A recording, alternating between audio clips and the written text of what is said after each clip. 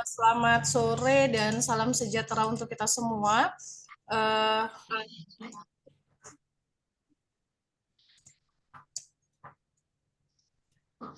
Bapak Ibu, mohon waktunya sebentar, seperti yang saya sampaikan eh, kemarin sore, bahwasannya sebenarnya kemarin kita ada kegiatan pengenalan program studi, namun karena memang waktu tidak memungkinkan karena kemarin ada perkuliahan tatap muka, maka akan kita sampaikan pada sore hari ini. Nah, bersama kita sore hari ini telah bergabung Bapak Kaprodi, Program Studi Kesehatan Masyarakat Program Magister, Bapak Dr. Felix Kasim, Magister Kesehatan. Kemudian saya sendiri, mungkin kemarin yang sudah datang ke kampus, sudah ketemu langsung sama saya. Bapak Ibu, saya Fadila Widianingsih. Saya diamanatkan untuk menjadi sekretaris program studi untuk S2. Kemudian juga sudah ada bergabung Ibu Krista Anggraini sebagai admin.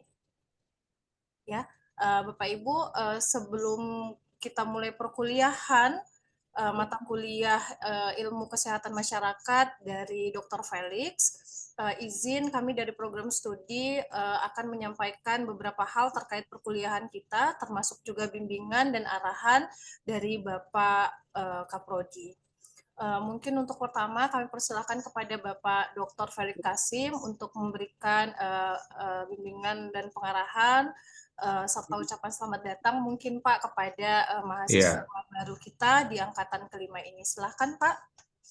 Baik, terima kasih Bu Fadilah Widianingsih selaku Sekretaris Program Studi S2 Kesehatan Masyarakat ya Institut Kesehatan Medis Lubuk Pakam, dan kepada Ibu Krista Anggraini ya yang sekarang membantu kami di admin Program Studi S2. Baik, selamat sore Bapak Ibu. Assalamualaikum warahmatullahi wabarakatuh. Shalom, ya Om Swastiastu, Namo Buddhaya, salam kebajikan, Rahayu. Perkenalkan, saya Dr. Felix ya selaku Ketua Program Studi. Sebenarnya bukan orang baru, sudah cukup lama membantu di Yayasan Sembiring. Jadi sejak tahun 2014 ya. Waktu itu saya sebagai Ketua Program Studi di S2 di Universitas Deli Tua. Nah, 2019 saya ditugaskan oleh Ketua Yayasan untuk membantu awal pengembangan dari program studi S2 yang ada di Institut Kesehatan Medisa ya. Jadi kami memang bersama-sama menjadi satu keluarga besar di bawah yayasan untuk membina program studi ini. Beberapa waktu lalu saya sempat juga diamanatkan sebagai dekan dari Fakultas Kesehatan Masyarakat ya. Dan saat ini ditugaskan kembali untuk fokus di dalam memperkuat pengembangan dari prodi S2 kita. Nah, Bapak Ibu selamat datang ya untuk MLP 5 yang memang menjadi harapan kami Bapak Ibu sekalian bisa berinteraksi bersama-sama untuk proses belajar mengajar ya, proses belajar pembelajaran yang ada di program S2 kami. Jadi Bapak Ibu tidak usah khawatir ya, selama ini mungkin ada pertanyaan tentang program dan proses belajarnya bagaimana, apakah daring, apakah full luring dan seterusnya ya. Jadi memang itu sudah disampaikan dan nanti mungkin akan diperkuat kembali oleh Ibu Fadila setelah saya nanti akan dijelaskan sedikit. Nah, proses-proses pembelajaran kita ini memang kita kemas dalam bentuk yang sifatnya memang memudahkan mahasiswa ya, karena memang program S2 kita kan bukan program S2 terapan ya yang membutuhkan kegiatan pembelajaran laboratorium misalnya ataupun praktek rumah sakit dan lain-lain ya, tapi ini memang sangat dinamis sehingga memang juga sesuai dengan regulasi yang ada saat ini masih dimungkinkan kita melakukan proses belajar jarak jauh seperti ini. Kalaupun ada nanti ada model seperti hybrid itu yang akan dilakukan, tetapi ada pola-pola yang sudah kita kemas untuk memudahkan Bapak Ibu. Ya, kalau saya dapat informasi tidak hanya dari Deli Serdang dan sekitarnya ya, peserta didik kita kali ini MLP 5 juga dari berbagai daerah, bahkan sebelumnya MLP 3, MLP 4 itu ada yang dari Pulau Jawa, Kalimantan, Sulawesi, ya, dan itu bagi kami sangat menggembirakan. Kami berterima kasih karena itu memberikan penguatan sebenarnya terhadap program studi ini.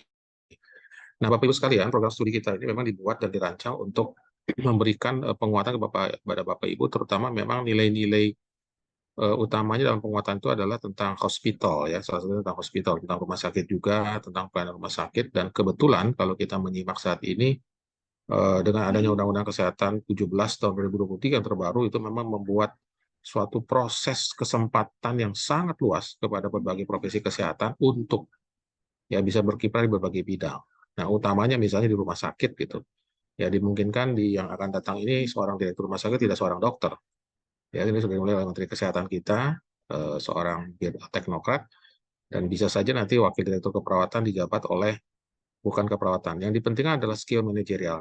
Nah, oleh karena itulah nanti di dalam proses belajar kita, materi-materi yang kita sampaikan ya melalui teman-teman pengajar yang saya pikir juga qualified ya karena memang dari berbagai lintas disiplin ilmu itu kita akan memberikan suatu proses belajar yang memberikan banyak masukan kepada Bapak Ibu dan harapan kami adalah prosesnya aktif ya Bapak Ibu ya jadi berdiskusi itu yang kami harapkan karena bagaimanapun S2 ini bukan seperti S1 ya strata 1 itu 100% masih memang 75% adalah tanggung jawab dari dosen, 20% mahasiswa. Ya, tetapi ini dibalik ya, kalau di strata 2 itu 50-50 ya. Jadi mahasiswa dan dosen itu berperan sama sebenarnya untuk saling memberikan dukungan.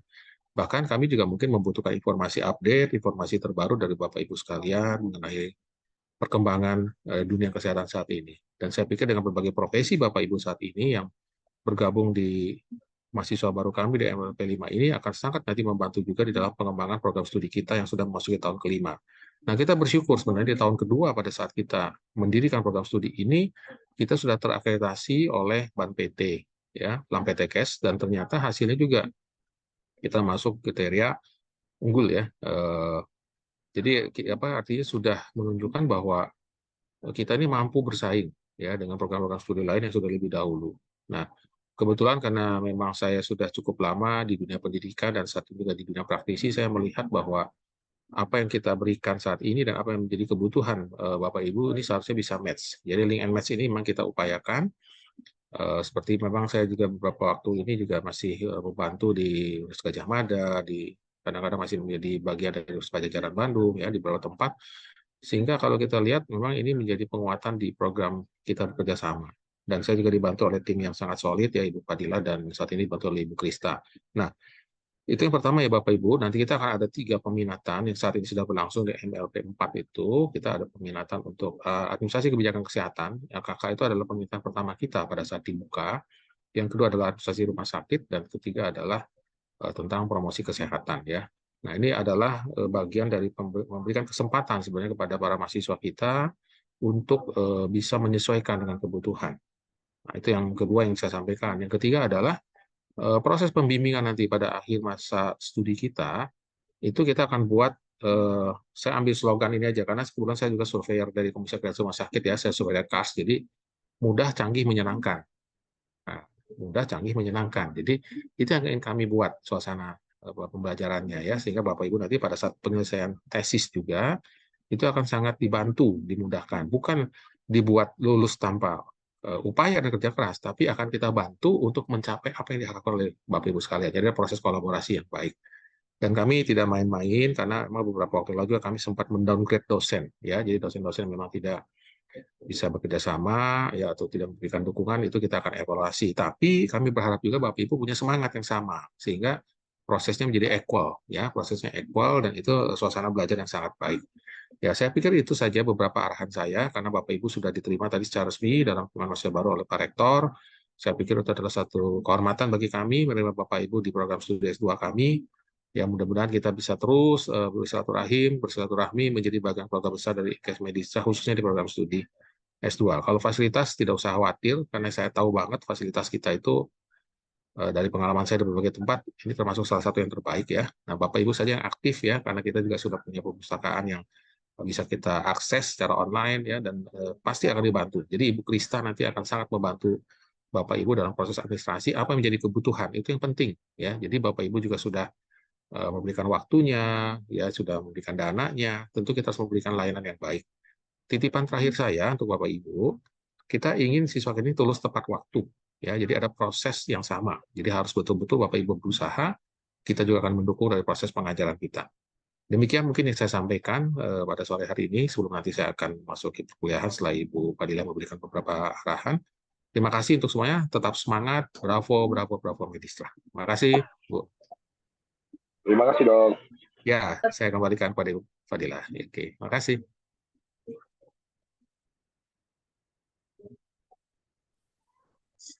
Baik, silakan Bu Fadil. Baik, terima kasih kepada Bapak Dr. Felix.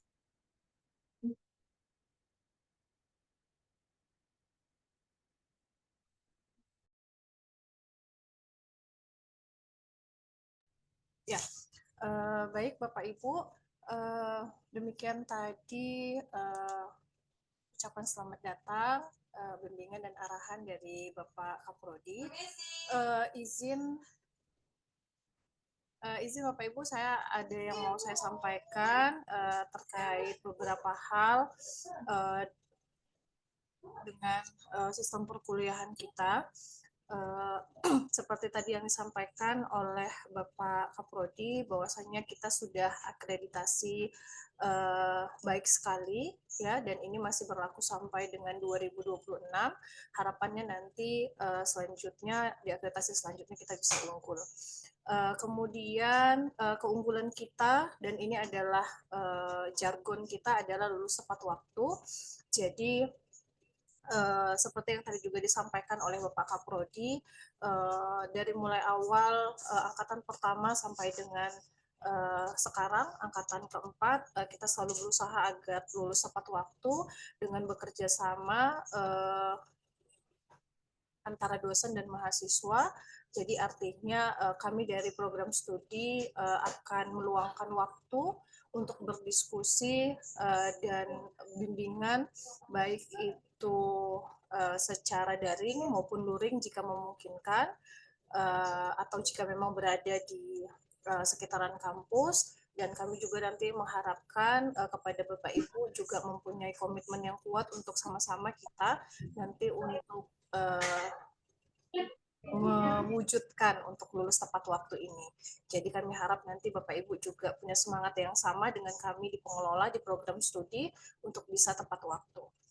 Kemudian untuk ruang kelas, ya, kita kemarin Bapak Ibu yang sudah hadir kemarin juga mungkin sudah melihat beberapa fasilitas, ya, untuk ruang kelas juga.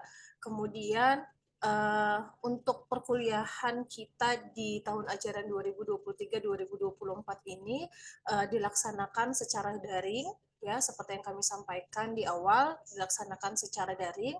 Namun mungkin ada beberapa kondisi tertentu nanti kita akan mengundang Bapak Ibu untuk datang ke kampus, untuk sesekali datang ke kampus melihat kampus kita.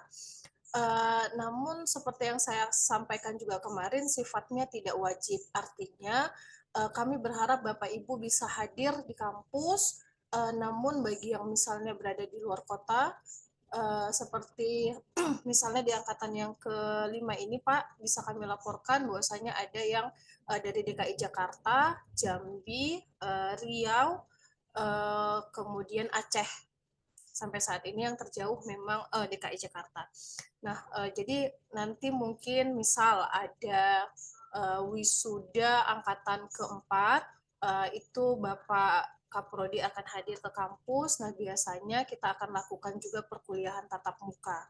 Nah, perkuliahan tatap muka ini kami harapkan bisa lebih ramai dari kemarin, tapi tidak mewajibkan seluruhnya untuk hadir.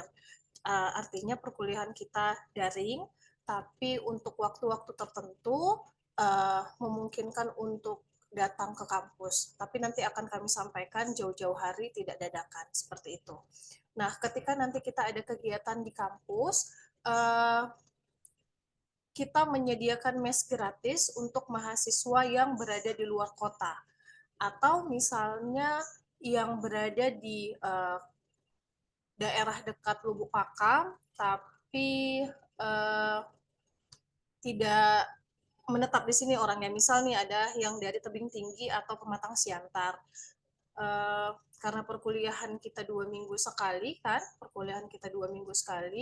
mungkin tidak harus ngekos di sini kan gitu.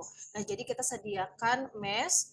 Jadi kalau misalnya kita perkuliahan hari Jumat, nanti Bapak Ibu bisa menghubungi kami di hari Rabu atau Kamis, sehingga kami bisa menyiapkan mesnya, membersihkan mesnya, sehingga nanti Bapak Ibu nyaman ketika berada di mes. Dan mes ini gratis untuk mahasiswa S2. seperti itu. Jadi kalau ada kegiatan, Bapak Ibu bisa menghubungi kami untuk bisa disediakan mes gratis. Yang selanjutnya, bimbingan tesis mudah dan menyenangkan. Jadi insya Allah tidak ada kita persulit untuk pembimbingan tesis. Kita akan bantu, tapi tetap harus berjalan prosesnya seperti itu. Kemudian ada kemudahan dalam publikasi ilmiah. Jadi di kampus kita juga sudah ada jurnal yang terakreditasi SINTA, sehingga Bapak Ibu nanti ketika lulus dan harus mempublikasikan karya tulis ilmiahnya tidak perlu jauh-jauh. Di kampus kita juga ada OJS Medistra yang sudah terakreditasi SINTA 5 dan SINTA 4, seperti itu. Dan ini yang terakhir adalah kuliah 2 minggu sekali. Sampai hari ini tadi masih ada sih sebenarnya yang mau WA saya untuk bertanya gimana sistem perkuliahan.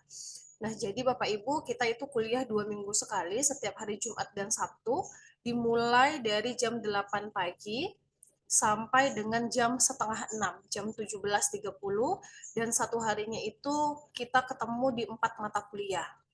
Jadi di satu semester ini Bapak Ibu ambil 8 mata kuliah, Jumat 4 mata kuliah, Sabtu 4 mata kuliah.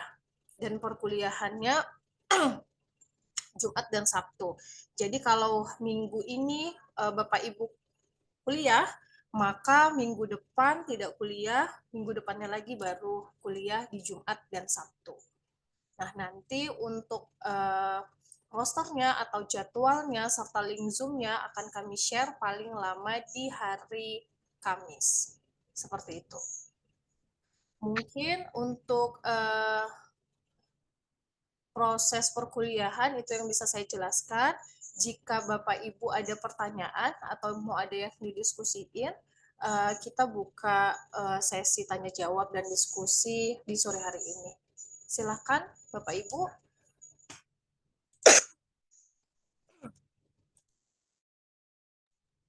Mungkin saya menambahkan sedikit, Bu Fadilah. Ya, baik, Jadi silakan Pak. teman-teman, Bapak Ibu sekalian ya, adik-adik sekalian, kalau ini ada yang mungkin yang baru fresh graduate mengikuti kuliah S2. Jadi kami juga sudah kemarin di wisuda terakhir itu membentuk ikatan alumni ya, ikatan alumni dari S2 kita karena sudah 4 angkatan sebenarnya, ada 3 angkatan yang sudah selesai. Dan kami ingin teman-teman di MLP5 ini sudah bisa dari awal terlibat. Jadi nanti ada beberapa kegiatan ikatan alumni itu yang sifatnya misalnya tentang rencana kami ada kegiatan seminar nasional, misalnya atau pengayaan keilmuan, nah itu bisa ikut bergabung, kita bisa bentuk modelnya nanti 2 metode ya, yang di luar kota mengikuti secara online, misalnya yang sekitaran bisa mengikuti secara tatap muka offline ya. Dan saya sendiri sebenarnya dulu memang saya rutin sebelum pandemi itu memang selalu akan hadir tiap bulan, tapi ini karena memang situasi kita sekarang diatur seperti ini, jadi memang saya juga berkewajiban nanti pada saat saya hadir itu saya akan informasikan di grup ya, sehingga nanti segala kepentingan mahasiswa yang ingin berhubungan dengan Kaprodi termasuk pembimbingan dan lain-lain itu bisa bersama-sama ya, karena juga ada tanggung jawab saya untuk mahasiswa S1 jadi sekalian. Nah itu juga saya ingin sampaikan ke Bapak Ibu sekalian bahwa proses yang tadi dikatakan Ibu Fadila itu memang memungkinkan dan memudahkan ya. Nah, positioning saya sendiri sebenarnya saya itu domisili di Bandung ya, di Bandung, tapi saat ini saya bertugas juga sebagai salah satu pimpinan rumah sakit ada di Sumatera Selatan. Jadi kalau yang dari Riau, Jambi itu dekat lah jaraknya ya, sebenarnya nggak terlampau jauh juga. Kemarin juga ada yang alumni kita dari Jambi ya. Nah, luar biasa ada yang dari Riau juga ya. Jakarta ya is oke lah, dekat juga kalau selesai di Bandung. Jadi artinya kita memungkinkan dengan jarak yang melalui media komunikasi ya, semuanya bisa dilaksanakan dengan baik. Yang penting adalah komunikasi ya, dan nanti saya sudah diundang juga di invite di grup MLP5, nanti saya juga akan aktif, sekali-sekali saya akan memberikan arahan, masukan. Boleh kalau memang Bapak Ibu ada keperluan, saya dengan Bu Fadila akan sangat terbuka. Ya, jadi tidak perlu kita merasa segan atau saya juga jaim, tidak ada istilah seperti itu bagi kami ya, kami ingin memberikan yang terbaik, termasuk Ibu Krista tentunya dari sisi administrasi. Mungkin itu tambahannya Bu Fadilah, terima kasih. Baik Pak, terima kasih. Mungkin Bu Krista bisa memperkenalkan diri Bu Krista supaya tahu. Untuk nomor Bu Krista sudah kami share dan sudah bergabung juga Bu Krista di dalam grup MLP 5. Jadi nanti untuk segala sesuatu yang berurusan dengan administrasi seperti surat-surat yang dibutuhkan untuk izin belajar dan segala macam, itu bisa dihubungi langsung Bu Krista secara pribadi. Mungkin Bu Krista bisa memperkenalkan diri, silakan Ibu. Baik Bu, terima kasih. Selamat sore Bapak Ibu. Perkenalkan nama saya Krista Anggreni. Di sini saya sebagai administrasi S2 Kesehatan Masyarakat.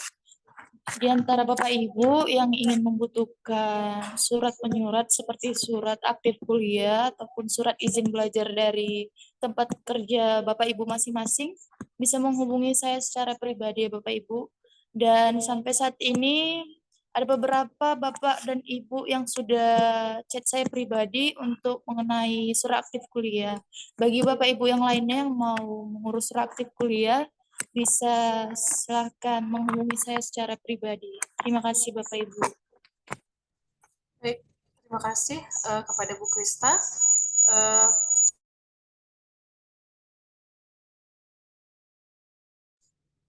Baik Bapak Ibu, apakah masih ada pertanyaan terkait dengan sistem perkuliahan kita dan administrasi? Jika ada, boleh ditanyakan Bapak Ibu. Kalau memang tidak ada, kita akan lanjut ke perkuliahan dari Bapak Dr. Felix. Ini Bu, bertanya Bu. Ya, silakan Bu Aisyah.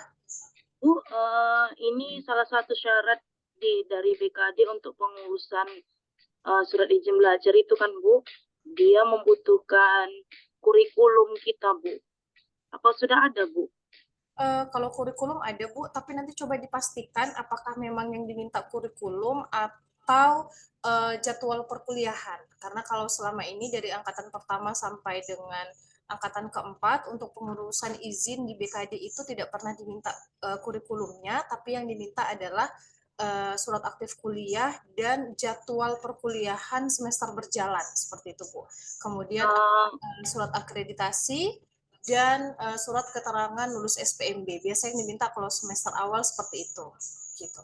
Kebetulan kemarin kan saya yang ngurus izin kuliah untuk profesi bidan kan Bu. Salah satu syaratnya itu. Tapi ini karena belum keluar syarat yang baru, karena nanti menunggu, kami masih menunggu juga Bu. Belum pasti Bu, kalau yang tahun semalam saya mengurus itu memang dia minta kurikulum. Okay. Jadi kami bukan di print out sih, ya, PDF-nya itu kami kirimkan ke link-nya gitu Bu. Ada link-nya. Nanti silakan dipastikan dulu Bu, Ibu.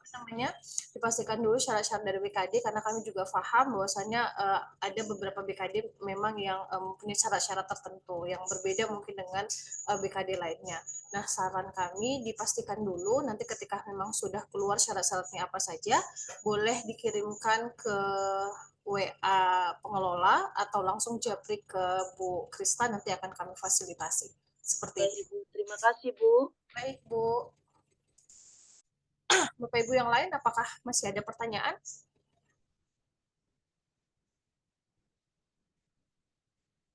Ada? Sepertinya tidak ada. Ya, kalau nggak ada, kita sudah aja. Mungkin nanti pada saat proses perkuliahan, Bapak Ibu ada pertanyaan, boleh disampaikan secara pribadi kepada kami, pengelola, boleh juga disampaikan pada grup. Mungkin itu saja pengenalan program studi kita pada sore hari ini. Jika memang tidak ada pertanyaan, kita akan lanjut ke perkuliahan mata kuliah Ilmu Kesehatan Masyarakat dari Bapak Dr. Felix. Mungkin itu saja dari saya. Sekali lagi terima kasih kami ucapkan kepada Bapak Dr. Felix, kepada Ibu Krista dan seluruh mahasiswa MLP 5 yang sudah hadir pada sore hari ini.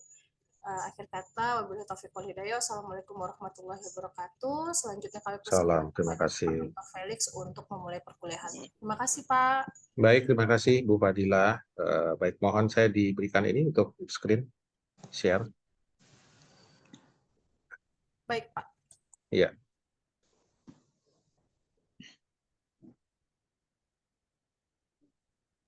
Baik, sudah Pak, silahkan. Ya, Pak. baik, siap. Oke. Baik.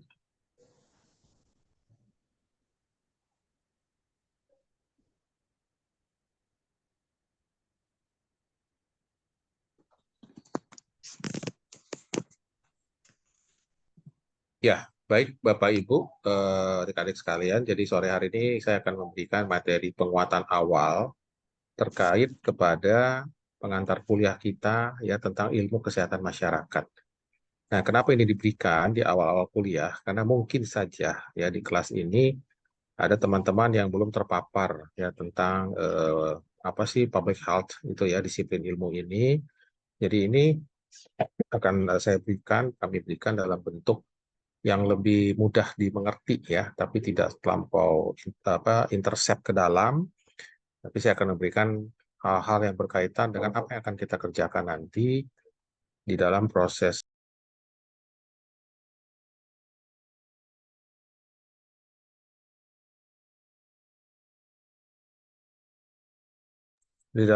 kita berinteraksi selama kita menjadi bagian dari mahasiswa program studi S2 ya Bapak Ibu. Baik, sesuai dengan background saya sendiri memang dari dunia medis ya, tapi saya mengambil strata 2 ilmu kesehatan masyarakat waktu itu di FKM UI, terus mengambil program doktoral di FK UGM untuk public health, dan itu memang pada akhirnya dua disiplin ini, disiplin ilmu kesehatan masyarakat, disiplin ilmu medis, bahkan ilmu keperawatan, ya kita bicara juga mungkin teman-teman di bidan, ya teman-teman bidang kesehatan lain, tenaga kesehatan lain, farmasika, ya ataupun laboran, ya teknisi laboran, teknisi medik, ya itu semua juga punya proses yang sama sebenarnya, berinteraksi dengan yang kita sebut sebagai public health, ya kesehatan masyarakat. Nah makanya di dalam proses-proses yang ada di angkatan sebelumnya itu juga ada mahasiswa yang memang dari disiplin-disiplin ilmu tersebut.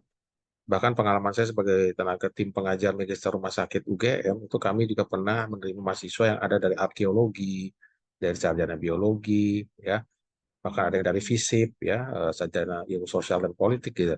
Nah, memang pada akhirnya kalau kita bicara public health, itu semua akan bersinggungan. Karena kalau kita bicara kesehatan masyarakat, itu adalah ilmu dasar sebenarnya dari bidang kesehatan apapun. Ya, tidak dikotak-kotakan, tetapi di dalam kesehatan masyarakat itu ada secara holistik. Kita bicara preventif, kita bicara tentang promotif, kita bicara tentang kuratif, pengobatan, kita bicara tentang rehabilitatif, rehabilitasi, bahkan sebenarnya paradigma terbaru yang sekarang sudah dilakukan di dasawarsa ini dari Lembaga Kesehatan Dunia, WHO, WHO itu sampai ke paliatif. Ya, nah karena itulah maka kita akan coba menggali di sore hari ini. Silakan ya nanti Bapak Ibu kalau pada saat perkuliahan ada yang mau ditanyakan langsung saja, izin Pak gitu ya, tidak ada masalah. Kita bicara buah santai saja sehingga prosesnya akan lebih menyenangkan ya. Oke, nah ini sumber utamanya dari Rijelman dan Richard ya, Public Health. Nanti Bapak Ibu boleh search ya. Saya akan mulai. Ya, jadi yang akan kita lihat di tujuan pembelajaran kita itu adalah kita akan coba mendefinisikan arti dari kesehatan masyarakat menurut Winslow, ya WHO dan Undang-Undang Kesehatan. Mungkin di kelas ini ada yang juga dari SKM, ya harusnya paham ya. Apalagi Undang-Undang Kesehatan kita adalah Undang-Undang Kesehatan terbaru saat ini, Undang-Undang Kesehatan Nomor 17 Tahun 2023 itu sudah mengadopsi semua regulasi yang ada. Seluruh undang-undang, baik undang-undang keperawatan, undang-undang kebidanan, ya, undang-undang dokter, ya, itu semua masuk ya ke dalam satu bagian di Undang-Undang Kesehatan Lingkungan dan seluruhnya masuk. Jadi makanya disebut Omnibus Law bidang kesehatan. Ya. Karena Omnibus Law itu artinya menampung, ya menampung. Yang kedua adalah menjelaskan perkembangan kesehatan masyarakat.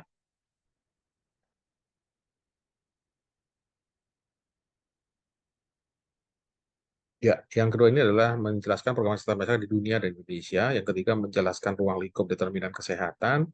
Yang keempat menjelaskan perkembangan pendidikan dan tentang kesehatan masyarakat di Indonesia. Ya, jadi saya akan coba masuk di 4 hal ini sebagai pengantar di seluruh proses perkuliahan kita sampai pada akhir nanti Bapak Ibu menyelesaikan pendidikan di semester 4. Nah, jadi public health itu secara klasik pasti yang sering kita dengar ini atau kita bicarakan atau kita termasuk di dalamnya sebagai bagian dari pelaku ya tentang angka kematian bayi, kematian ibu, angka harapan hidup. Nah, 3 poin ini adalah baseline dasar dari status kesehatan di suatu negara. Ya, jadi kalau kita bicara indikator kesehatan negara di dunia, dimanapun dinilai dari 3 hal ini. Ya, angka kematian bayi, angka kematian ibu, dan angka harapan hidup.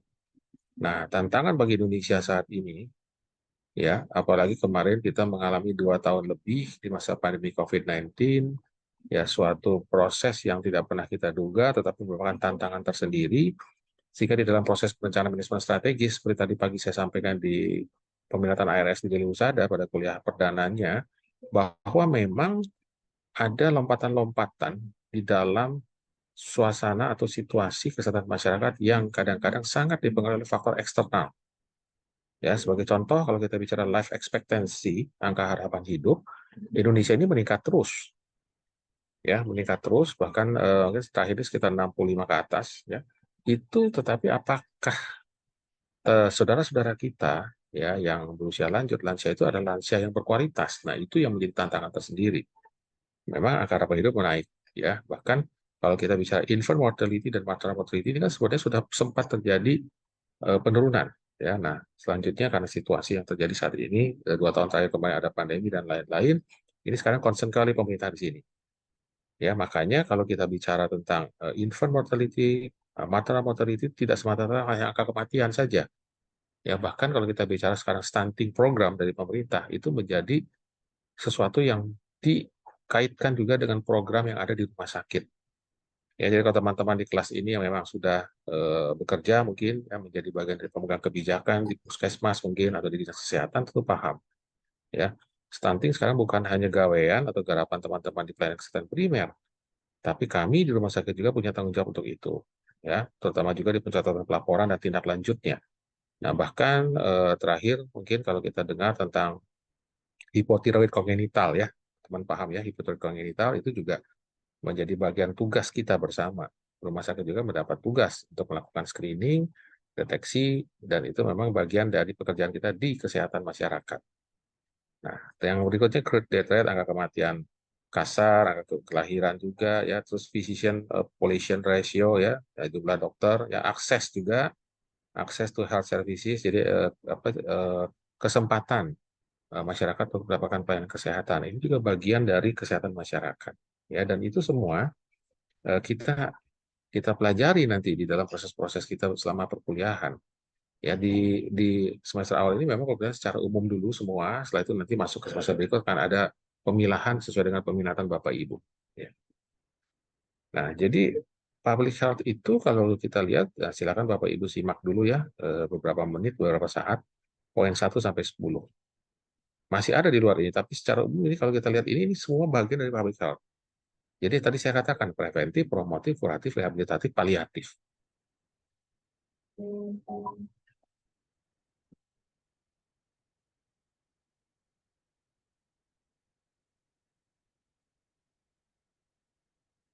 Ya, jadi mulai dari poin pertama kita berbicara mengenai suplai air bersih, ya, dan bagaimana pengelolaan disposal ya sampah buangan baik limbah, misalnya limbah medis dan lain-lain itu masuk di bidang kita. Ya, jadi kemarin pun di beberapa kali saya membimbing strata 2 baik di Medisa dan terutama juga di Deli Husada, itu banyak teman-teman juga yang dalam penelitiannya memang menyorot ini, yang kebetulan di rumah sakit ya, jadi menyorotnya tentang IPAL. Ya, instalasi pengelolaan air limbah misalnya ya, limbah medis ya, tata kelolanya bagaimana ya. Nah, yang kedua misalnya imunisasi, immunization program ini klasik sekali ya, ini memang menjadi bagian besar tugas kita di kesehatan masyarakat. Nah, tadi saya katakan ada kita bicara juga tentang preventif sekaligus tentang paliatif ya, screening for breast cancer ya, jadi screening untuk kanker payudara misalnya ya, kanker payudara, cancer breast cancer, dan juga kita bicara cervix cancer itu juga menjadi bagian tugas kita di samping yang lain-lain. Nah, oleh karena itulah, makanya program-program yang sekarang diluncurkan oleh Lembaga Kesehatan Dunia termasuk Indonesia di kementerian itu adalah pelayanan kesehatan primer kembali direvitalisasi, direfungsionalisasi menjadi ujung tombak. Dan itu sudah terbukti kemarin kan pada saat pandemi COVID-19, ternyata kita punya ketahanan, kita punya daya elastisitas yang kuat ya, karena sudah dibangun sistemnya. Mulai dari pelayanan kesehatan primer, sekunder, tersier. Sehingga kita bersyukur ya negara kita itu bisa melewati masa-masa kritis seperti itu. Dan Indonesia termasuk salah satu contoh kemarin prototipe bagaimana suatu negara mengatasi tantangan pada saat terjadi pandemi. Ya, yang keempat prohibit smoking ya. Jadi ini masalah merokok. Itu juga bagian dari kita. Terus juga bahkan yang kelima, mandatory use of seat belt and helmet. Mungkin orang bertanya apa hubungannya? Kecelakaan lalu lintas. traffic accident itu juga bagian dari kita, Pak Ibu. Ya, karena saya juga pernah punya dulu bimbingan waktu di Unpad itu kebetulan tugasnya di Dinas Perhubungan yang mengambil strata 2 kebijakan kesehatan masyarakat, sehingga penelitian dia tesisnya diarahkan kepada regulasi undang-undang angkutan undang-undang jalan raya, ya. Nah, yang keenam, chlorination of drinking water. Bagaimana air minum, klorinasi air minum, ya, promote breastfeeding. Nah, ini kita bicara tentang ASI eksklusif. Promoting healthy diet, diet pun termasuk. Nah, gizi ya, gizi masyarakat itu juga termasuk di sini. Promoting safer sex ya, misalnya kesehatan reproduksi remaja itu juga masuk ya. Yang ke-10 tentang infeksius ya, penyakit-penyakit infeksi, dan yang ke-11 bioterrorism. Ya, bioterrorism ini juga menjadi sesuatu yang menarik untuk dikaji. Nah, oleh karena itulah kalau kita bicara public health, itu memang suatu bidang disiplin ilmu yang sangat luas, ya, mencakup berbagai aspek. Jadi Bapak Ibu tidak salah sebenarnya memilih strata 2 Kesmas, karena pada akhirnya nanti kita bisa masuk di berbagai link, ya, di berbagai link situasi-situasi berkaitan dengan masalah-masalah kesehatan.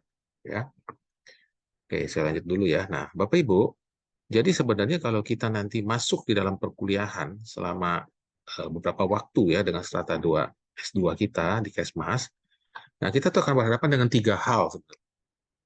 Berhadapan dengan masalah kesehatan, berhadapan dengan masalah pelayanan kesehatan, dan berhadapan dengan kendala kesehatan. Kendala kesehatan. Nah, apa masalah kesehatan? Nah, masalah kesehatan itu adalah masalah di bidang kesehatan. Itu jelas. Pure di situ. Tegas sekali, strict. Ya, saya kembali ke tadi. Masalah di bidang kesehatan berdampak langsung kepada masyarakat, ya, pasti. Nah, biasanya cirinya terjadi peningkatan angka kejadian sakit dan angka kematian, morbiditas dan mortalitas. Dan jika itu meningkat, itu cenderung terjadinya KLB, wabah, bahkan sampai yang terakhir kita pandemi. Nah, makanya ini kalau kita lihat poin ke-10, ya, infectious disease control. Bagaimana kita melakukan pengendalian terhadap penyakit infeksi, itu bagian dari masalah kesehatan. Ya, cirinya apa? Tentunya kita akan lihat dong, cirinya adalah peningkatan kejadian, angka kematian, kesakitan, ya, cenderung menjadi KLB atau wabah, dan tentunya memerlukan kerjasama lintas sektoral. Tidak bisa hanya orang kesehatan. Ya, contoh kemarin kita bicara pandemi COVID-19. Semua sektor bergerak kan?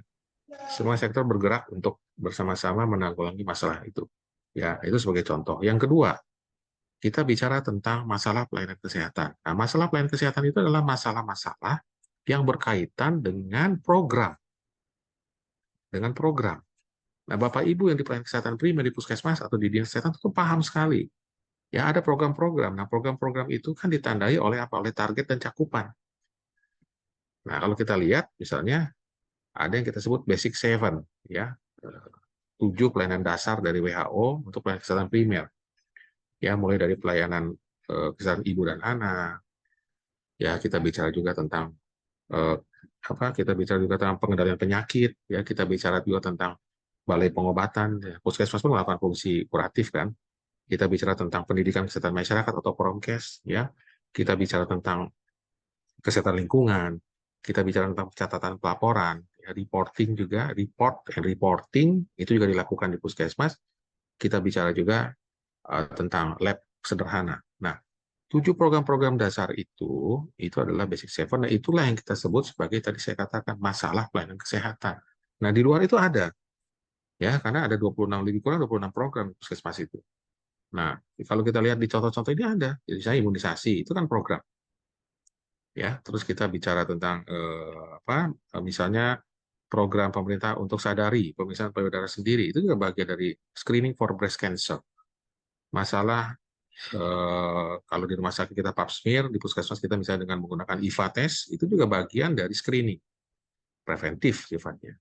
Ya, nah itu kedua ya. Jadi masalah kesehatan, masalah pelayanan kesehatan. Yang ketiga kendala kesehatan. Nah, apa kendala kesehatan itu? Kendala kesehatan itu adalah masalah-masalah di luar bidang kesehatan, tetapi dapat menimbulkan masalah kesehatan. Ini apa? Kaitannya dengan masalah sikap dan perilaku. Nah, sebagai contoh di sini, saya ambil poin ke-5 misalnya. Ya, masalah mandatory use of seatbelt and helmet berkaitan dengan kecelakaan lalu lintas, itu masalah perilaku. Ya, jadi masalah perilaku, masalah sikap. Nah, biasanya kendala kesehatan itu berkaitan dengan ideologi, politik, ekonomi, sosial budaya, pertahanan keamanan, misalnya peperangan. Peperangan itu pada akhirnya akan membuat rusaknya infrastruktur kesehatan. Kalau infrastruktur kesehatan rusak, timbullah penyakit. Penyakit timbul akibatnya apa? Ada generasi yang akan hilang, lost generation, terutama ibu dan anak, anak-anak, terutama bayi dan anak. Nah, itu adalah kendala kesehatan. Masalah ekonomi, ya kemiskinan misalnya, itu akan berpengaruh sekali terhadap daya beli masyarakat sehingga menjadi tidak sehat. Nah, pola pikir itu sebenarnya yang kita ingin kembangkan di dalam pola pikir kita selama menempuh pendidikan strata 2. Ya, apapun nanti bidang peminatan Bapak Ibu. Ya, jadi kita ada 3 hal ya, masalah kesehatan, masalah pelayanan kesehatan, dan kendala kesehatan. Oke, bioterorisme. Nah, ini kendala kesehatan. Jadi bagaimana teroris itu sudah menggunakan biologic agent menjadi bahan untuk melakukan kegiatan terorisme. Nah, itu garapan sebenarnya di publik. Jadi publik ini luas sekali pemikirannya. Bukan hanya masalah kebijakan, bukan hanya masalah regulasi, sudah. Ya, demikian. Saya lanjut ya, Bapak Ibu. Nah, jadi kalau kita bicara penyakit, tentu ada penyakit menular, penyakit tidak menular. Nah, ini 2 poin penting ini sebenarnya secara sederhana kita breakdown antara penyakit menular dan penyakit tidak menular. Nah, penyakit menular kita sudah tahu, pasti ada faktornya, ada agentnya, ada hostnya. Ya, penyakit menular namanya menular, tentu ada yang menjadi perantaranya untuk menularkan. Nah, penyakit menular itu sama dengan istilahnya penyakit infeksius. Nah, saat ini sebenarnya pengendalian penyakit infeksi itu sudah mulai bisa dikendalikan. Sehingga penyakit tidak menular atau penyakit non-infeksius ini yang justru naik. Nah, kalau kita bicara di segi pembiayaan kesehatan, ini yang paling banyak menyedot anggaran belanja negara untuk bidang pembiayaan kesehatan ya penyakit tidak menular. Bapak Ibu tentu paham dengan istilah catastrophic disease, penyakit-penyakit katastropik, jantung, diabetes mellitus, stroke, hipertensi. Itu penyakit tidak menular, cancer, ya, dan itu semua naik rankingnya ke atas, menggeser penyakit infeksi, kecuali TBC, ya, TB ini memang sekarang naik lagi. Ya, ini perlu pemahaman bahwa sebenarnya posisi secara umum penyakit tidak menular menggeser ke atas. Dan biasanya karena penyakit tidak menular itu memerlukan perawatan jangka panjang, memerlukan pemeriksaan yang lebih kompleks, pasti biayanya juga akan jauh lebih tinggi daripada penyakit menular. Ya, dan sisi usia biasanya adalah golongan yang rentan bayi, anak, dan orang lanjut usia untuk penyakit menular. Ya, penyakit tidak menular itu golongan lanjut usia.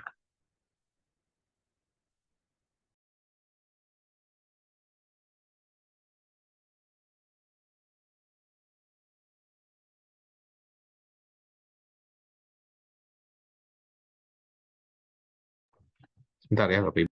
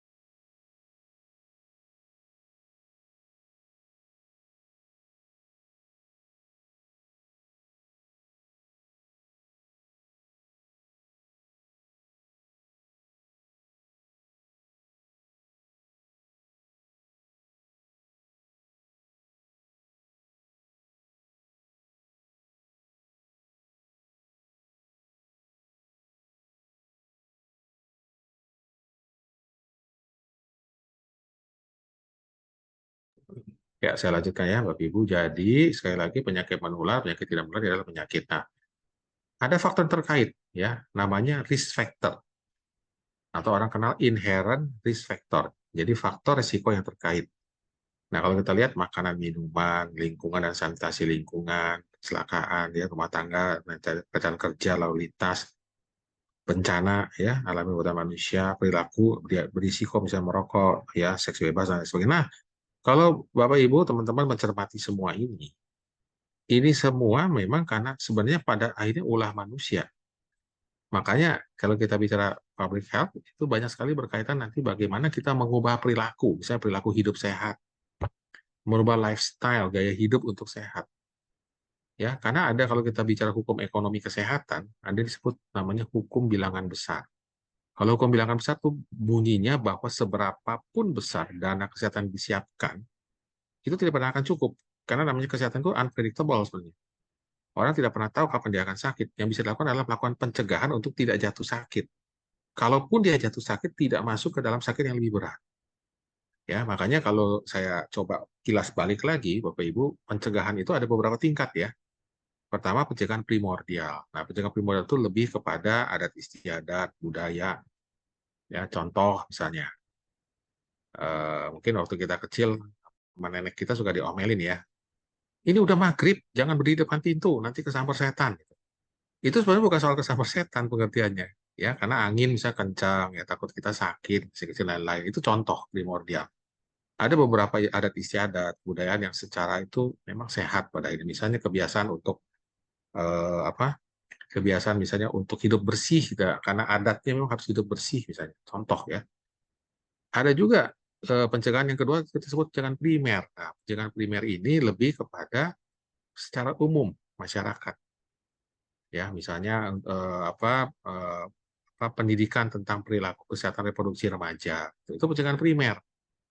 Ya, kepada kelompok-kelompok yang memang beresiko. Ya, supaya mereka itu tidak melakukan aktivitas misalnya seks bebas dan lain-lain. Itu pencegahan primer. Kalau sekunder, pencegahan sekunder itu adalah pencegahan pada mereka yang sudah terkena sakit.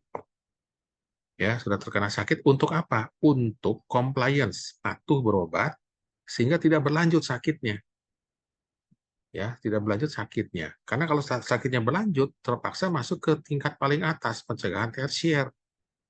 Nah, kalau kita bicara pencegahan tersier, itu adalah pencegahan pada mereka yang sudah terkena komplikasi, misalnya diabetes. Awalnya karena gaya hidup, tidak patuh masuk ke sekunder, compliance, obat berobat tidak benar, sehingga menjadi timbul komplikasi-komplikasi. Terjadi kecacatan. Nah, kecacatan itu kita lakukan upaya untuk tidak makin menurunkan kualitas hidup dia. Misalnya diamputasi karena gangren diabetika, karena pembusukan akibat diabetes pada tungkai kaki misalnya. Ya, jangan kaki kanan terus merembet kaki kiri. Nah, jadi dikendalikan. Nah, itulah bagian yang kita sebut faktor penguat, enabling factor. Nah, kalau ini adalah faktor risikonya, ya risk factor. Jadi inherent risk factor, faktor risiko yang melekat. Ya, masalah makanan, minuman, lingkungan dan seterusnya, ya. Nah, kira-kira itu kita lanjut. Nah, jadi public health, ya. What is it public? Public itu population, populasi. Populasi itu adalah setiap orang, everybody. Ya, jadi kumpulan dari orang, dari individu. Nah, makanya sering dibilang kan, bagaimana kita mendorong ketahanan keluarga. Ya, dulu istilahnya norma keluarga bahagia sejahtera, NKKBS. Norma keluarga kecil bahagia sejahtera. Sekarang disebut keluarga sejahtera. Jadi bagaimana mendorong elemen paling kecil di masyarakat keluarga kan? Keluarga itu kalau di breakdown lagi dibaca everybody, orang. Person to person. Ya, nah, ada 3 hal di sini kalau kita bicara publik. Jadi people living in a place. Bagaimana orang bertempat tinggal di satu tempat. Ya, yang kedua ada the whole collection of unit. Ya, unitnya adalah from which sample is taken. Jadi ada unit-unit kecil. Nah, kembali lagi individual perorangan dikumpulkan dalam keluarga-keluarga. Ya, jadi yang ketiga adalah group, kumpulan dari orang of people that can be ya di mana menjadi jelas definisinya bahwa itu adalah kumpulan. Jadi makanya disebut ada family kan. Nah, misalnya contoh Bapak Ibu kalau sini ada teman-teman bidan juga, kita bicara keluarga berencana misalnya. Istilah di luar negeri itu family planning namanya. Keluarga berencana itu disebut family planning. Jadi perencanaan keluarga.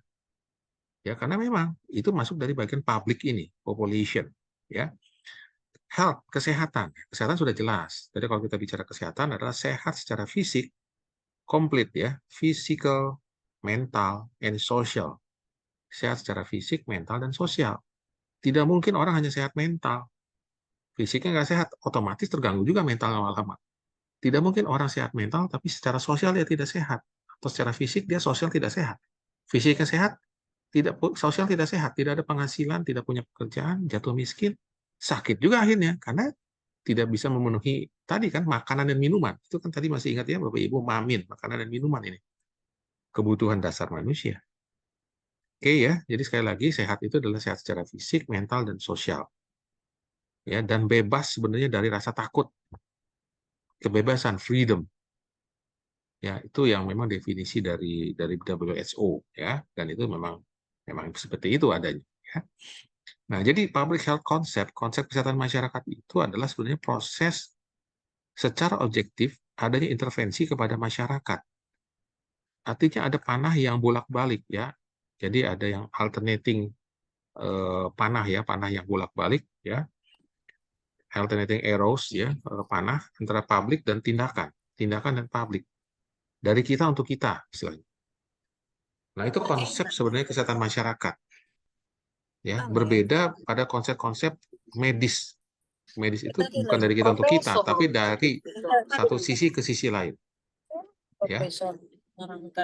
Halo, mohon ada yang bocor, ditutup ya. Nggak tahu yang banyak kuliah itu siapa. Oke, telah ditutup ya. Baik, makasih. Nah, saya lanjut ya. Jadi di sini ada perbedaan sebenarnya antara kedokteran versus kesehatan masyarakat. Jadi kalau kita bicara ada sejarah. Jadi bagaimana orang itu sakit, ya. Sejarahnya bagaimana, plus apa yang terjadi, misalnya tadi katakan ada kontak misalnya, ya ada kontak. Nah, terus dilakukan pemeriksaan sampai didiagnosis. Ini secara klinis, ya clinical.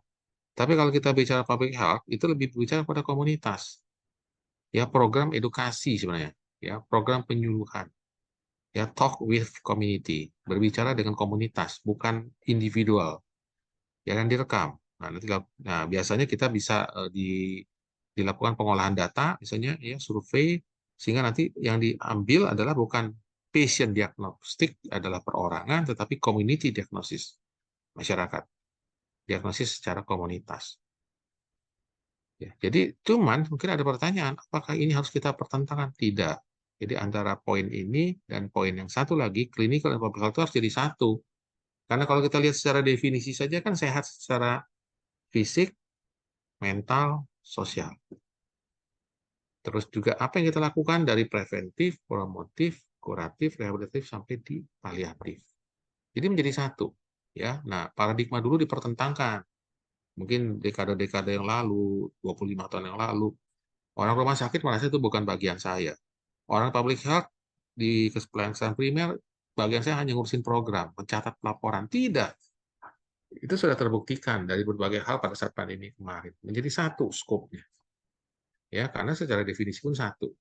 Oke, kita lanjut ya. Nah, jadi kedokteran itu kan memang kliennya orang sakit.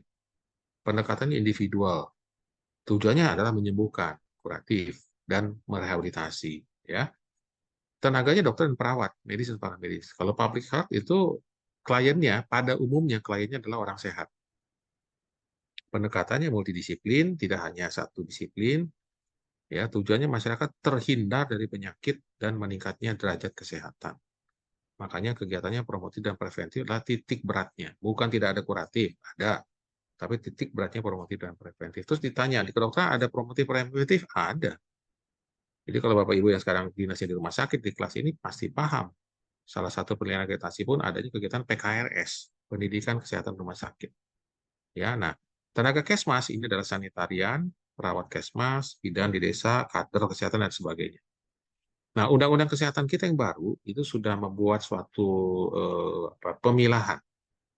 Jadi nanti adanya di undang-undang kesehatan kita yang baru itu adalah tenaga medis, ya, dan tenaga kesehatan lain. Hanya dua itu. Nah, di dalam tenaga kesehatan lain itu di breakdown nanti ada tenaga keperawatan, bidan, kesehatan masyarakat, sanitarian, radiografer, tenaga laboratorium, tenaga gizi, tenaga fisioterapi, semua itu digabungkan. Jadi hanya dibuat simpel seperti itu dalam undang-undang kesehatan kita. Nah, tadi saya juga baru mengikuti pertemuan versi, itu nanti versi ya, Persatuan Rumah Sakit Indonesia, jadi semua itu nanti akan termasuk proses kredensial pun akan seperti itu nanti. Ya, kalau sekarang kan masih dipilihnya 3 ya, medis, keperawatan, tenaga kesehatan lain. Oke, kita lanjut. Nah, jadi prinsip dari public health, kesehatan masyarakat itu adalah based on the population. Dasarnya populasi. Di mana dalam populasi itu ada individual. Ya, jadi a collection of individuals.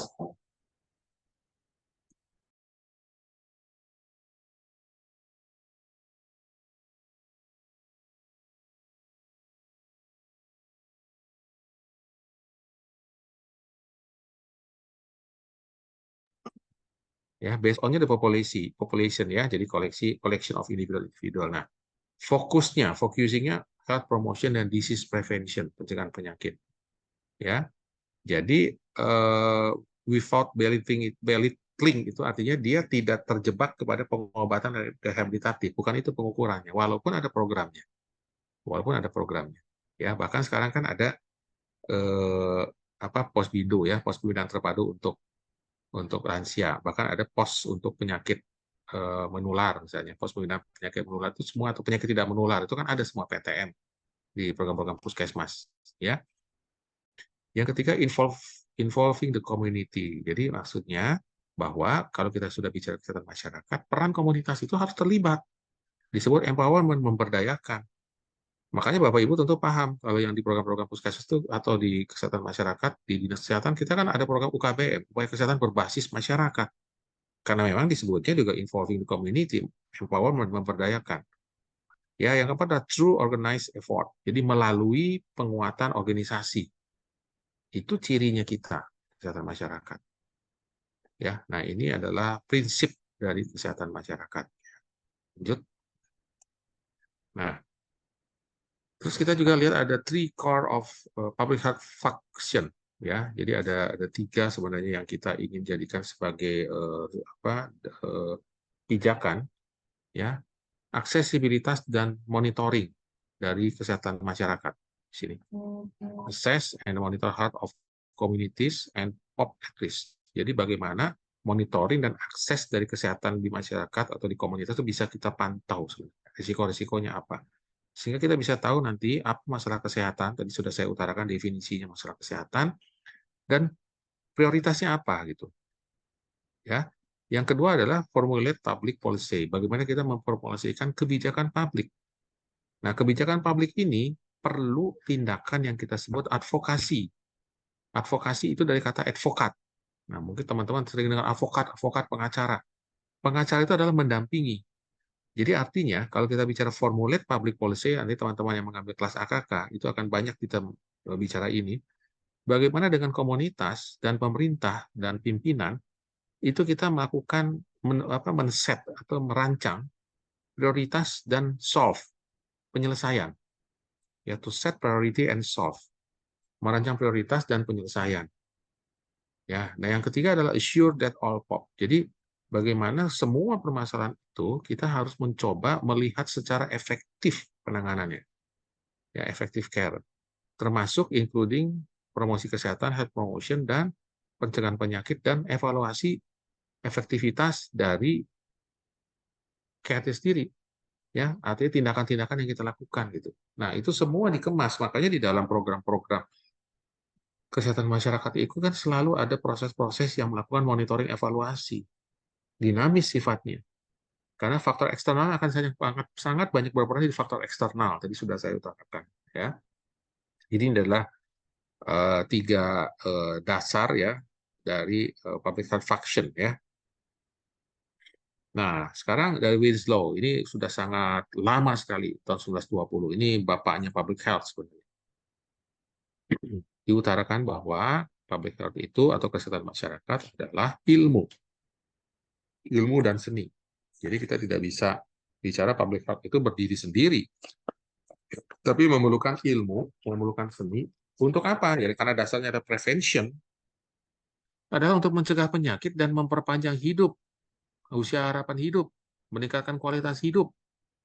ya meningkatkan kesehatan melalui apa? Tadi sudah dikatakan kan, mendorong penguatan organisasi. Jadi melalui usaha-usaha pengorganisasian masyarakat, karena masyarakatnya yang didorong sebenarnya. Ya, jadi dia harus involve masuk. Untuk apa? Nah, di sini ada 5 poin: perbaikan lingkungan, pemberantasan penyakit menular, pendidikan untuk kebersihan perorangan, ya. Jadi bagaimana juga jadi sanitasi perorangan, ya, itu juga penting. Sanitasi sanitasi dasar itu memang program pemerintah ya untuk sarana prasarana, tapi perorangannya sendiri juga penting, ya. Jadi health sanitation, ya. Nah, terus pengorganisasian pelayanan kesehatan medis dan perawatan untuk diagnosis dini dan pengobatan. Diagnosis dini. Diagnosis dini itu pasti berhubungan dengan preventif. Contoh misalnya program Sadari tadi misalnya, ya, program untuk serviks melalui IVA test. Nah, itu adalah diagnosis dini, ya. Karena memang lebih baik diagnosis dini, karena kalau untuk penyakit, kalau dia sudah masuk ke komplikasi, itu akan lebih sulit penanganannya dan biayanya jauh lebih tinggi. Nah, yang kelima adalah pengembangan rekayasa sosial.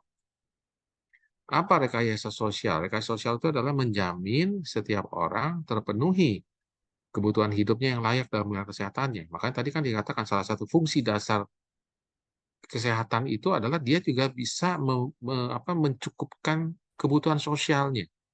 Dan bahkan dikatakan tadi dari divisi WHO, terhindar dari rasa takut, fear, ya.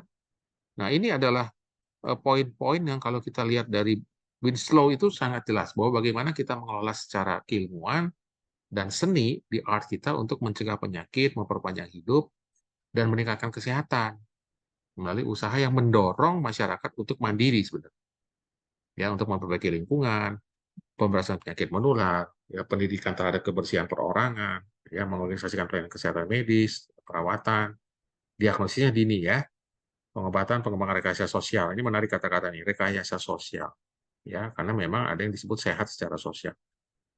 Oke, Bapak Ibu kalau ada sesuatu yang ingin disampaikan langsung, ya. Nah, dari WHO sendiri mengadopsi dari Winslow tahun 1920, tahun 2008 itu sudah dikatakan public health refers to all organized measures. Jadi public health itu merujuk kepada semua pengorganisasian yang diukur, ya, baik itu whether public or private, baik masyarakat maupun perorangan. Untuk apa? To prevent disease, pencegahan penyakit, untuk promosi kesehatan dan memperpanjang usia, harapan hidup meningkat, tentu harapan hidup yang berkualitas usianya, prolong life among the population, dari populasi. Tadi dikatakan kan, populasi kita bicaranya, ya, komunitas. Secara keseluruhan as a whole, ya, its activities-nya, kegiatan-kegiatannya aim to provide, jadi bertujuan aim to provide condition, bertujuan menyediakan atau mengkondisikan di mana orang-orang itu dapat sehat, can be healthy and focus, ya, pada populasi mereka. Jadi tidak hanya not on individual patient, tidak hanya perorangan. Tadi itu garapan medis, ya, atau sakitnya, bukan di situ fokusnya sebenarnya, ya. Jadi public health itu concern, ya, konsentrasinya adalah with the total system, sistemnya secara keseluruhan. Makanya disebut pengorganisasian, ya, and not only the eradication. Jadi tidak hanya mengeradikasi, ya, jadi mengurangi angka kesakitan, ya, dari satu bagian, hanya bagian kecil dari penyakit, tetapi dia sudah bicara ada 3 main public health functions. Ada 3 fungsi besar dari public health. Yang pertama, the assessment and monitoring of the health communities and population. Yang melakukan assessment dan monitoring komunitas, kesehatan masyarakat, dan populasi terhadap resikonya, at risk, dan mengidentifikasi, to identify health problems and priorities. Mengidentifikasi masalah-masalah kesehatan dan prioritas penanganannya. Ya, jadi sebenarnya kalau saya sendiri karena sudah bertahun-tahun sebagai orang medis tapi di public health juga, saya melihat Indonesia ini sebenarnya hebat, ya, secara konseptual good, very good menurut saya. Nah, yang kadang-kadang agak susah adalah koordinasinya dan implementasi secara komprehensif. Ya, sehingga kadang-kadang konsep kita diambil negara lain. Malaysia dan Thailand itu mengadopsi kita untuk puskesmas. Duluan kita sebagai puskesmas. Ya. Dan memang jumlah masyarakat tidak sebanyak kita. Data populasi saja, 25 juta warga masyarakat Malaysia itu sama dengan 25 juta orang yang dianggap mampu di Indonesia untuk membeli layanan kesehatan yang lebih baik. Nah, yang kedua, ya, kita balik ke sini, the formulation of public policy, jadi ada formulasi dari kebijakan publik ya masyarakat yang didesain untuk apa ya, untuk mengatasi, to solve ya, untuk mengatasi dari identifikasi secara lokal dan nasional health problems and priorities, secara lokal maupun nasional terhadap masalah kesehatan dan prioritas-prioritasnya. Makanya Bapak Ibu, teman-teman pernah dengar mungkin ya kita bicara kearifan lokal. Nah, itu. Berapa tahun lalu populer banget kata-kata itu ya itu. Tadi saya bilang, karena kalau kita berpijak pada public health, salah satunya kan tadi bilang faktor eksternal itu adalah sosio-budaya. Ya, makanya ada ilmu yang mempelajari bagaimana sosial budaya itu mempengaruhi kesehatan. Itu garapannya menarik sekali sebenarnya. Ya, cuman saya sepanjang saya di S2 di Medistra belum ada penelitian ke situ. Itu menarik sebenarnya sosial budaya, ya. Nah, yang ketiga adalah to assure that all population have access to appropriate and cost-effective care. Jadi bagaimana masyarakat, populasi itu punya akses untuk mendapatkan pelayanan yang sifatnya efektif dari sisi pembiayaan. Nah, inilah program BPJS kita, JKN ya, Jaminan Kesehatan Nasional, ya, yang sudah diluncurkan sejak 1 Januari 2014. Ya, kita bersyukur negara kita walaupun terlambat dibanding negara lain, tetapi sekarang universal health coverage kita itu 90% lebih. Jadi masih ada sisa sedikit saja. Ya, sebenarnya 2019 itu kan harusnya sudah UHC ya. Nah, tapi memang masih ada tantangan tersendiri karena begitu luasnya wilayah kita, jumlah populasi yang besar, penduduk kita, negara kita 270 jutaan. Ya, tapi secara overall kalau kita lakukan evaluasi terhadap program JKN kita ini sudah mulai ada pola yang jelas. Dan bahkan kita harus apresiasi. Saya mengapresiasi untuk BPJS itu apa? Mereka sudah menggunakan digitalisasi sistem. Ya, teman-teman tuh tahu ya JKN Mobile gitu ya. Itu salah satu upaya mereka untuk digitalisasi. Ya, sehingga aksesnya lebih mudah. Nah, itu menarik ya. Dan including di sini katakan health promotion. Jadi selalu promosi kesehatan dan disease prevention services, pelayanan pencegahan penyakit. Nah, pelayanan pencegahan penyakit termasuk tadi di slide-slide sebelumnya, imunisasi misalnya, itu bagian dari disease prevention services, memberikan pelayanan pencegahan penyakit. Dan itu masuk basic 7 dari program WHO untuk pelayanan kesehatan masyarakat. Ya, ini kita bicara dari WHO 2008 ya. Nah, undang-undang, nah ini sekarang sudah include ya, sudah masuk ke dalam undang-undang terbaru kita, Undang-Undang Kesehatan nomor 17 ya. Tapi bahwa memang setiap orang itu berhak atas kesehatan ya. Jadi artinya hak untuk memperoleh akses dari aksesibilitas sumber daya di bidang kesehatan, hak untuk memperoleh pelayanan kesehatan yang aman, bermutu dan terjangkau. Nah, kata-kata ini makna sebenarnya dari pelayanan kesehatan kita melalui program JKN, Jaminan Kesehatan Nasional. Safety is number one. Quality sama, harus nyambung dan terjangkau. Ya, nah inilah yang sebenarnya sudah dinyatakan di dalam undang-undang ya. Hak untuk menentukan sendiri apa yang saya perlukan bagi dirinya. Nah, hak otonomi namanya. Otonomi ini menentukan dia mau mendapatkan pelayanan kesehatan apa. Nah, kalau di dunia rumah sakitan sekarang, ya the patient ya itu autonomy of the patient. Jadi dia pasien itu menentukan sendiri dia mau apa, bukan dokter, bukan rumah sakit. Dokter hanya memberikan advice, saran, masukan. Ini loh. Yang menentukan pada akhirnya pilihannya, judgement-nya adalah memang dari si pasien. Clinical judgment ya dari medis. Tapi untuk penentuan tindakan dan lain-lain harus atas persetujuan. Karena sudah dinyatakan di sini. Menentukan sendiri pelayanan kesehatan yang diperlukan. Yang keempat, hak mendapatkan lingkungan yang sehat bagi pencapaian derajat kesehatan. Itu penting. Ya. Jadi kalau di sini saya lihat ada sekretaris program, ya Ibu Fadila ini pakarnya Kesling ya teman-teman. Ya. Nah, jadi hak mendapatkan lingkungan yang sehat bagi pencapaian derajat kesehatan. Lingkungan itu bukan hanya sekedar aman, tapi harus sehat. Nah, sekarang lagi populer ya, lagi tren banget kan teman-teman. Betapa kualitas udara kotor sekali. Ya, ambience itu luar biasa. Kalau kita bicara di Jakarta itu termasuk 4 besar dunia, kota yang sangat buruk. Ya, bahkan di Palembang sendiri tempat saya bertugas sekarang ini sehari-hari ini kita kayak mendung padahal nggak hujan karena asap kebakaran hutan. Mungkin teman-teman yang di Riau juga mengalami yang kelasnya yang dari Riau, yang BI itu pasti. Ya, itu semua kan tadi saya bilang kembali kepada perilaku, sikap manusianya sendiri gitu. Ya, jadi padahal sudah dijamin di undang-undang untuk mendapatkan lingkungan yang sehat supaya derajat kesehatannya juga meningkat. Yang kelima, hak mendapatkan informasi dan edukasi tentang kesehatan yang seimbang dan bertanggung jawab. Nah, ini penting. Jadi artinya sekarang di media era transformasi dan media informasi yang begitu bebas, itu semua hal orang bisa mencari dan mendapatkan. Sehingga kita sebagai orang-orang kesehatan itu betul-betul harus hati-hati, be secure. Ya, karena apa? Karena setiap orang itu bisa tahu, masyarakat bisa mendapatkan akses dari manapun, walaupun belum tentu benar. Ya, nah kalau kita bicara di pelayanan tersier rumah sakit misalnya, yang terjadi sekarang kan rumah sakit sebenarnya kebanyakan. Masalah pertanggungjawaban tindakan, masalah terjadinya malpraktek medis misalnya, atau masalah-masalah yang sebenarnya belum tentu menjadi kesalahan dari rumah sakit. Tapi begitu cepatnya masyarakat itu karena sudah ada hak dia mendapatkan informasi dari manapun itu menjadi menjadi viral ya, bukan rural, viral ya.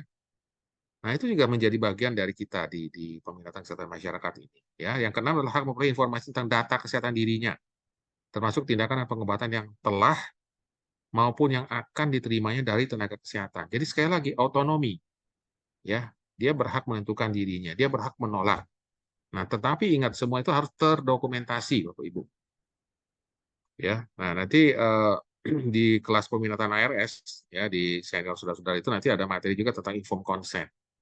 Ya, materi tentang etik kesehatan. Nah, itu semua berkaitan dengan ini yang poin ke-6 ini karena informasi tentang data kesehatan termasuk dirinya. Nah, kalau kita bicara sekarang electronic medical record ya, itu sesuatu yang memang sudah diharuskan di undang-undang. Bahkan di akhir tahun ini rumah sakit semua sudah ada SIM RS. E-prescription, prescription melalui elektronik. Ya, e-signature, tanda tangan elektronik. Nah, itu semua sudah ada ininya, sudah ada undang-undangnya. Ya, sudah ada peraturannya yang meregulasikan itu semua. Ya, dan itu memang sesuatu yang harus kita lakukan. Ya. Nah, jadi kalau kita bicara tentang kesehatan masyarakat itu ada determinan penyakit. Ya, determinan penyakit itu kita bicara tentang disebutnya big games singkatannya. Ya, jadi behavior perilaku, infection, genetik, ya. Kita bicara lingkungan, environment, kita bicara geografi, ya wilayah, kita bicara medical care, perawatan kesehatan, pelayanan kesehatan, socio-economic cultural S-nya. Nah, ingat-ingat aja nih, teman-teman, Bapak Ibu sekalian. Ya, singkatannya Big Games ini adalah determinan kesehatan. Tidak bicara mau klinis, non-klinis, penyakit menular, tidak menular, semua mainnya di sini. Semua mainnya di sini. Contoh ya, yang gampang saja. Diabetes mellitus misalnya, ini kan salah satu bahkan masuk programnya pemerintah sudah sejak lama ya, dimasukin di program Puskesmas Prolanis, hipertensi dan diabetes, karena memang populasinya meningkat. Indonesia ini termasuk negara yang tertinggi di dunia untuk populasi berisiko dan penderita diabetes mellitus. Nah, genetik akan sangat bermain. Pasti ya karena ada asas genetik ya, diturunkan, tapi behavior, sikap, perilaku gaya hidupnya juga sangat berpengaruh. Ya, nah kita bicara tentang infeksi misalnya, penyakit infeksi masih ada.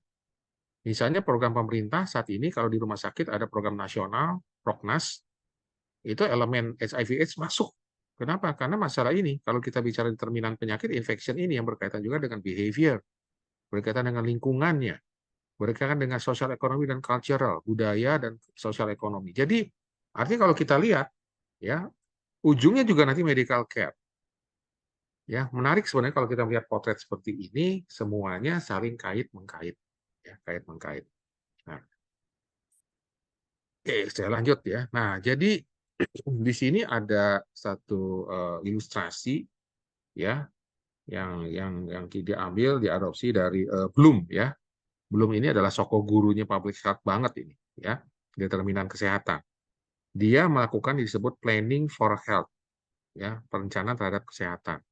Jadi kalau kita bicara di sini, ya kita lihat ini yang di tengah, core-nya, intinya, itu health, well-being, sesuatu yang memang ingin diharapkan setiap orang untuk sehat. Ya, tetapi ada yang di luar ini ada yang mempengaruhi.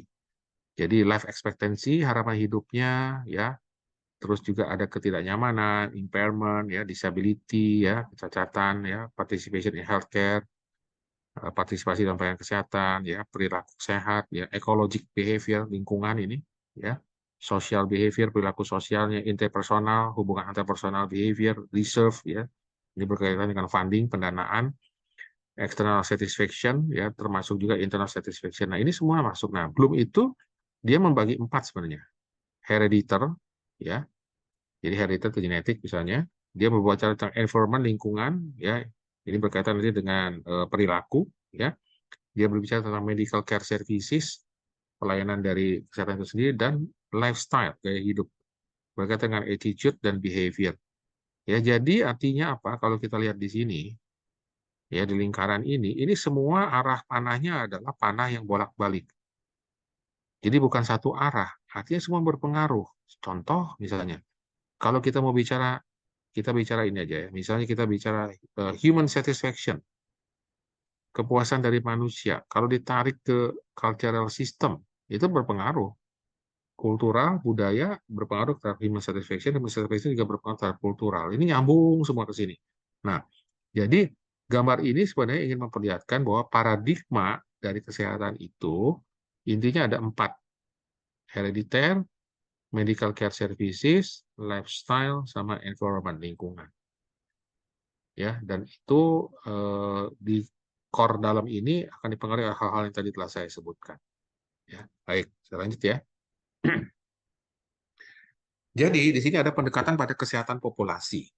Nah, tinggal Bapak Ibu lihat semua, adik-adik juga lihat di sini bahwa ini sudah dibagi di dalam suatu tabel ya. Pelayanan kesehatan itu secara karakteristiknya itu adalah penyampaian pelayanan kesehatan secara individual. Tujuannya itu sebenarnya. Walaupun kita bicara public health kan di dalam populasi itu yang terkecil individual. Ya, dengan bertujuan pada pencegahan.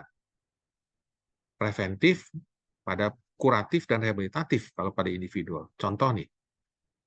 Ya, contoh ini, pelayanan preventif klinis. Ya, itu termasuk vaksinasi. Vaksinasi itu adalah pencegahan, ya, tapi sekaligus kan dia bisa merehabilitasi. Bahkan ada kegiatan konseling, ada screening penyakitnya, dan pengobatan pencegahan.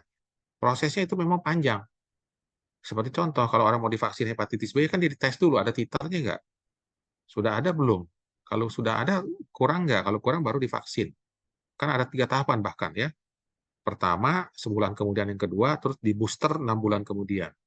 Nah, itu yang kita sebut bagian dari karakteristik dan pelayanan kesehatan. Nah, yang berikutnya karena kita hidup di negara yang dengan berbagai ragam dan kearifan lokal tadi dan budaya, culture, ada yang disebut kesehatan masyarakat tradisional. Nah, jadi kesehatan masyarakat tradisional ini karakteristiknya adalah intervensi dalam kelompok atau komunitas. Arahnya pada apa? Arahnya pada promosi kesehatan. Dan pencegahan penyakit selalu pada itu. Ada promosi, health promotion, dan disease prevention. Promosi kesehatan dan pencegahan penyakit. Nah, contohnya apa? Contohnya pengendalian penyakit menular. Itu jelas. Ya, pengendalian bahaya lingkungan, keamanan makanan dan obat, penurunan risiko penyakit. Ya, jadi ini ada peran juga kesehatan masyarakat tradisional. Jadi masyarakat secara kearifan lokal itu mereka bisa diajak untuk bersama-sama. Ya, karena banyak hal-hal yang ada di masyarakat kita yang begitu kaya, yang sebenarnya kita lihat kalau dari sisi kesehatan masyarakat itu mendorong, mendrive, menjadi kekuatan, force untuk kegiatan preventif tadi. Ya, bahkan kuratif. Banyak tanaman-tanaman obat keluarga, misalnya. Ya, herbal disease lah, herbal terapi misalnya. Ya, nah itu juga satu yang kita sebut sebagai kearifan, ya, kesehatan masyarakat tradisional. Yang ketiga, sosial. Sosial itu intervensi dengan sektor selain kesehatan. Ya, tujuannya adalah kita bicara tentang peningkatan status, misalnya pendidikan. Semakin dia terdidik, seharusnya dia semakin sadar tentang hidup sehat. Ya, walaupun ada yang disebut deviasi negatif ya, tidak selalu pendidikan itu berkorelasi linear. Contoh merokok.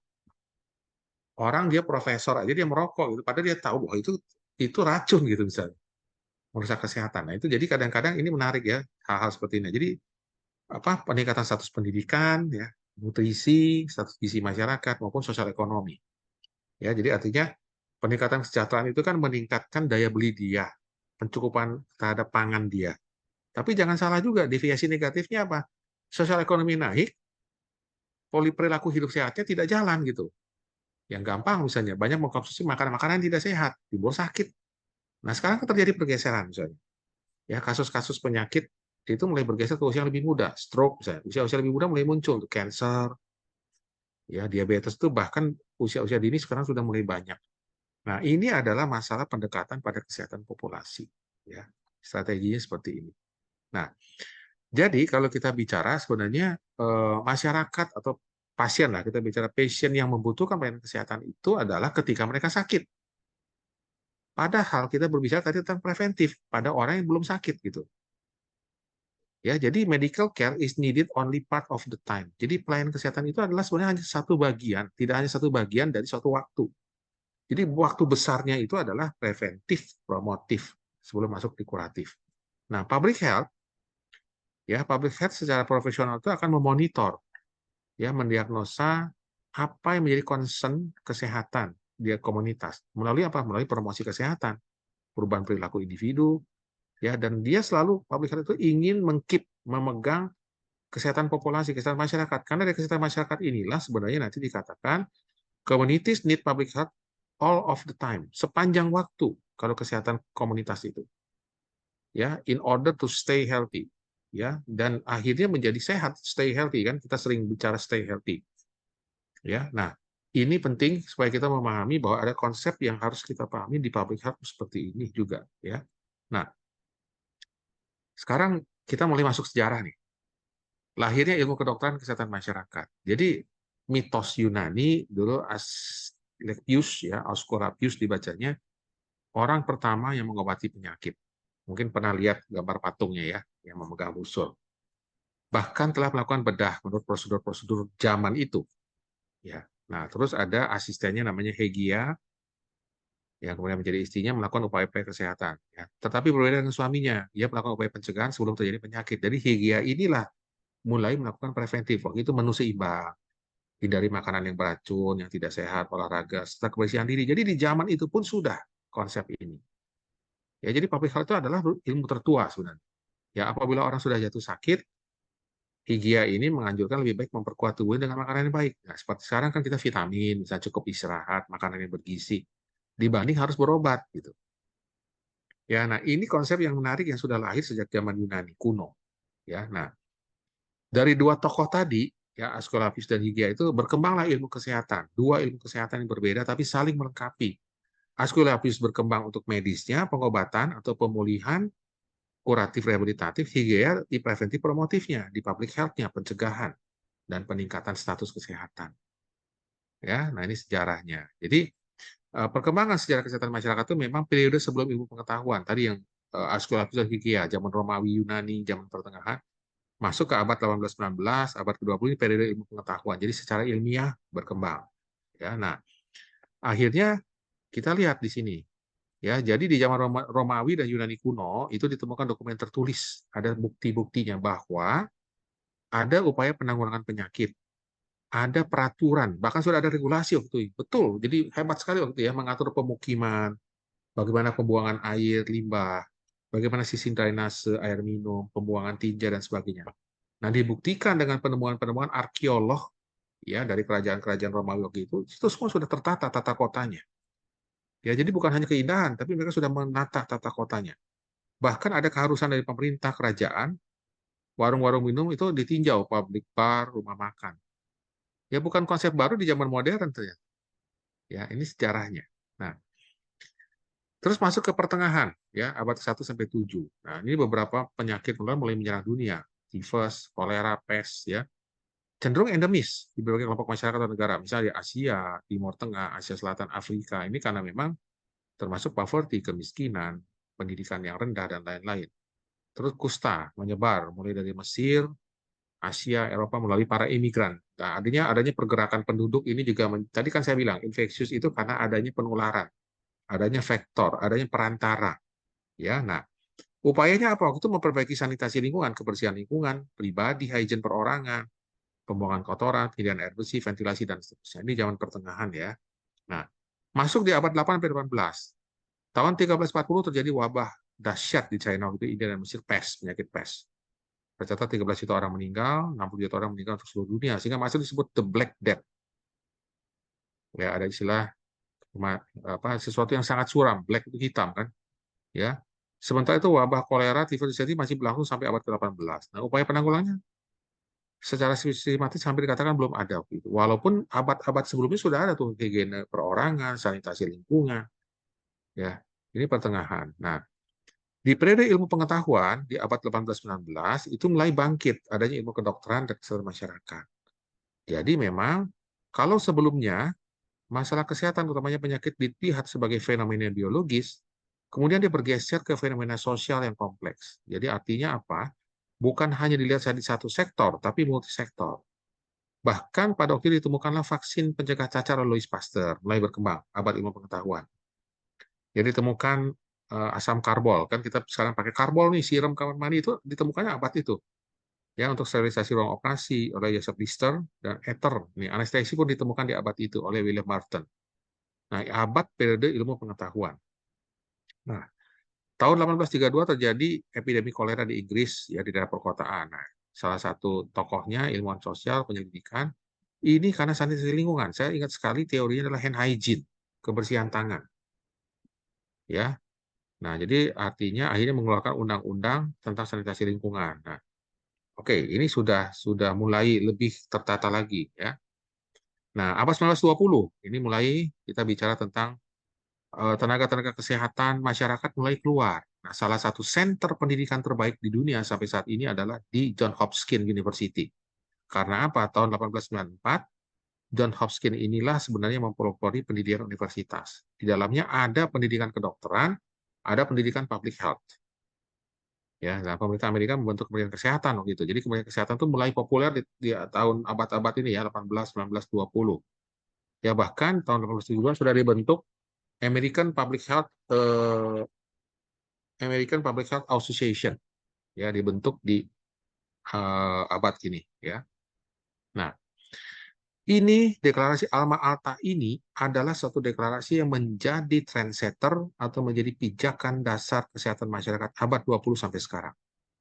Jadi tahun 78 waktu itu, ya, 6 sampai 12 September di Alma Ata berkumpul, ya, seluruh dunia, konferensi dihadiri oleh 140 negara, menghasilkan kesepakatan.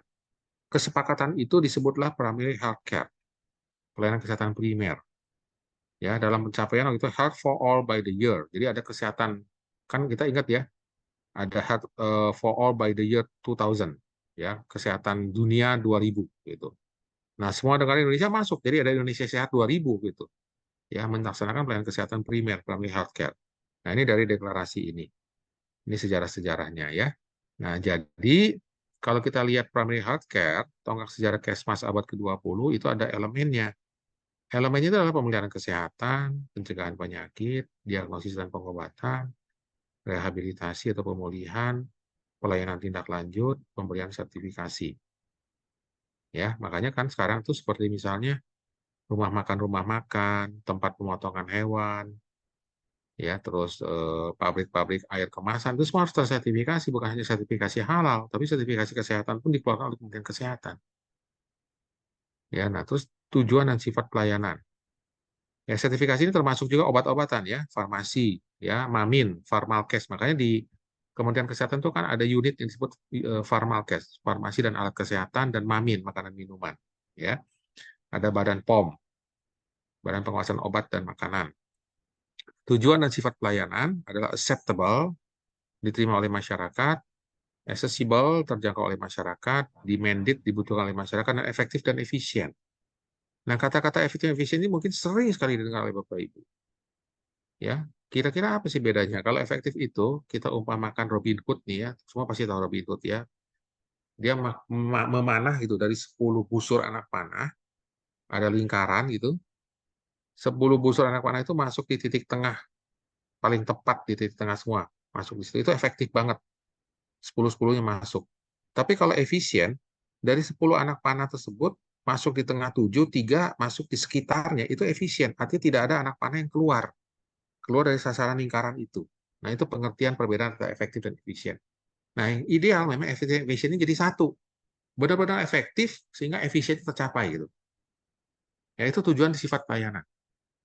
Ya, nah ini efektif dan efisiensi ini harus betul-betul dipahami oleh kita di kesehatan masyarakat. Karena apa? Tadi saya katakan, pembiayaan kesehatan dari tahun ke tahun, year by year selalu naik. Kebutuhan akan kesehatan selalu meningkat dengan pertambahan populasi, ya.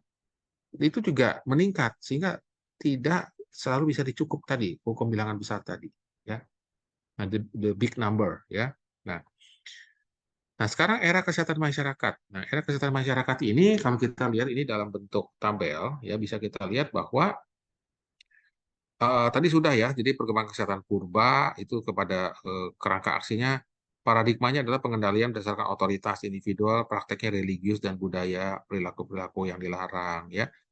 Kejadian penting itu ada karantina gitu ya, karantina epidemi, pelarangan kegiatan seksual yang tidak sehat. Nah, terus upaya hygiene ini periode-periode yang tadi sudah dikatakan ya, di London misalnya 1840, 1870. Di sini kepada aksi lingkungan pada komunitas, kondisi bersih sebagai dasar peningkatan kesehatan. Ya, nah di sini masalah John Snow. Nah, John Snow ini tadi saya bilang hand hygiene di sini. Terus pengendalian penularan di tahun 1880 sampai 1940 ini sebelum perang dunia berlangsung, perang dunia kedua. Ini ada teori kuman disebutnya. Jadi lahirlah teori kuman di tahun-tahun ini ya asal penyakit menular itu karena kuman, ya, germ theory. Nah, kerangka aksinya apa? Pengendalian penyakit menular. Melalui apa? Melalui vaksinasi ya. Terus ada kalau penderita TBC itu kan zaman dulu disebutnya masuk sanatorium tuh, ditampung ya sehingga dia tidak menularkan ke kiri ke kanan ya. Dan investigasi. Ya dilakukan investigasi terhadap wabah pada populasinya. Hitungannya antara epidemiologi, bakteriologi, dan imunologi terkait penyakit TB, ya, investigasi wabah, ya, dan seterusnya. Terus sistem pelayanan medis. Nah, ini tahun 50-an sampai tahun 80-an, ya, itu abad pertengahan kita sudah bicara tentang sistem pelayanan di sini. Jadi di sini lahir tahun 50-an itu antibiotik mulai. Ya, jadi ada antimikroba, ada studi-studi termasuk studi jantung waktu itu Framingham. Ini teman-teman kalau mungkin dokter kalau di kelas ini paham ya. Framingham Heart Study itu pada risiko kardiovaskuler di sini. Nah, ini menjadi dasar Framingham Heart Study ini terhadap kriteria hipertensi yang kita anut sekarang. Ada namanya GNC kan, ya, Joint National Committee, jadi ada sampai GNC 8 sekarang sudah turun, ya. Terus promosi pencegahan penyakit ini di abad pertengahan, ya, fokus pada kayak tahun 2000-an perilaku individual di sini, ya, dan deteksi dini. Jadi screening dini penting pada populasi yang rentan, ya, misalnya kelompok bayi, anak, orang tua, mereka yang berisiko, ya, misalnya kalau berisiko, misalnya katakan infeksi menular seksual, itu berisiko adalah pada WPS, ya. Nah, pencegahan pengaruh pada klinis, epidemi AIDS dan seluruhnya di sini ada intervensi, termasuk juga mereka yang berisiko untuk terkenanya penyakit koroner, jantung, ya, melalui intervensi. Nah, baru sekarang abad sekarang itu kita bicara kesehatan populasi, jadi koordinasi antara kesehatan masyarakat dan pemberian pelayanan kesehatan. Jadi antara medical care services dan public health services itu jadi satu.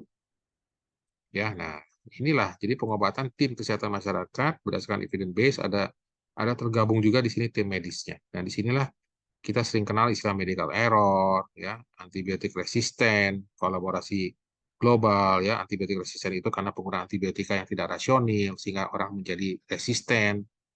Ini sering terjadi, termasuk kalau TBC, teman-teman pasti pernah dengar lah ya, MDR, multiple drug resistant. Itu karena ketidakpatuhan dia. Ya, angka MDR-nya tinggi sekarang di Indonesia. Ya, jadi artinya apa? Konsep kesehatan masyarakat itu memang sudah mengadopsi dari berbagai lini. Tidak hanya kita dari public health, termasuk medis juga. Ya, oke ya. Nah, semua di sini kalau di sekarang yang kita sekarang di abad ini ya, itu kita bicara tentang kerangka aksinya adalah rekomendasinya berdasarkan evidence base, berdasarkan data-data keilmuan, bukti nyata secara ilmu, ya. Tidak empiris lagi, ya, karena pengalaman. Nah, perkembangan kesehatan masyarakat Indonesia itu sebelum kemerdekaan dan setelah kemerdekaan. Jadi kalau setelah kemerdekaan itu ada konsep Bekasi, dana sehat, pos obat desa, puskesmas, pusling, pustu, ini teman-teman paham lah, PKMD, posyandu, desa siaga. Ya, ini semua yang kita jaga. Nah, jadi sebelum kemerdekaan itu kan ada bahkan sebelum kemerdekaan itu sudah ada pelatihan dukun bayu gitu. Ya, jadi dukun-dukun bayi dilatih untuk pertolongan persalinan ya dalam rangka menurunkan kematian bayi ya.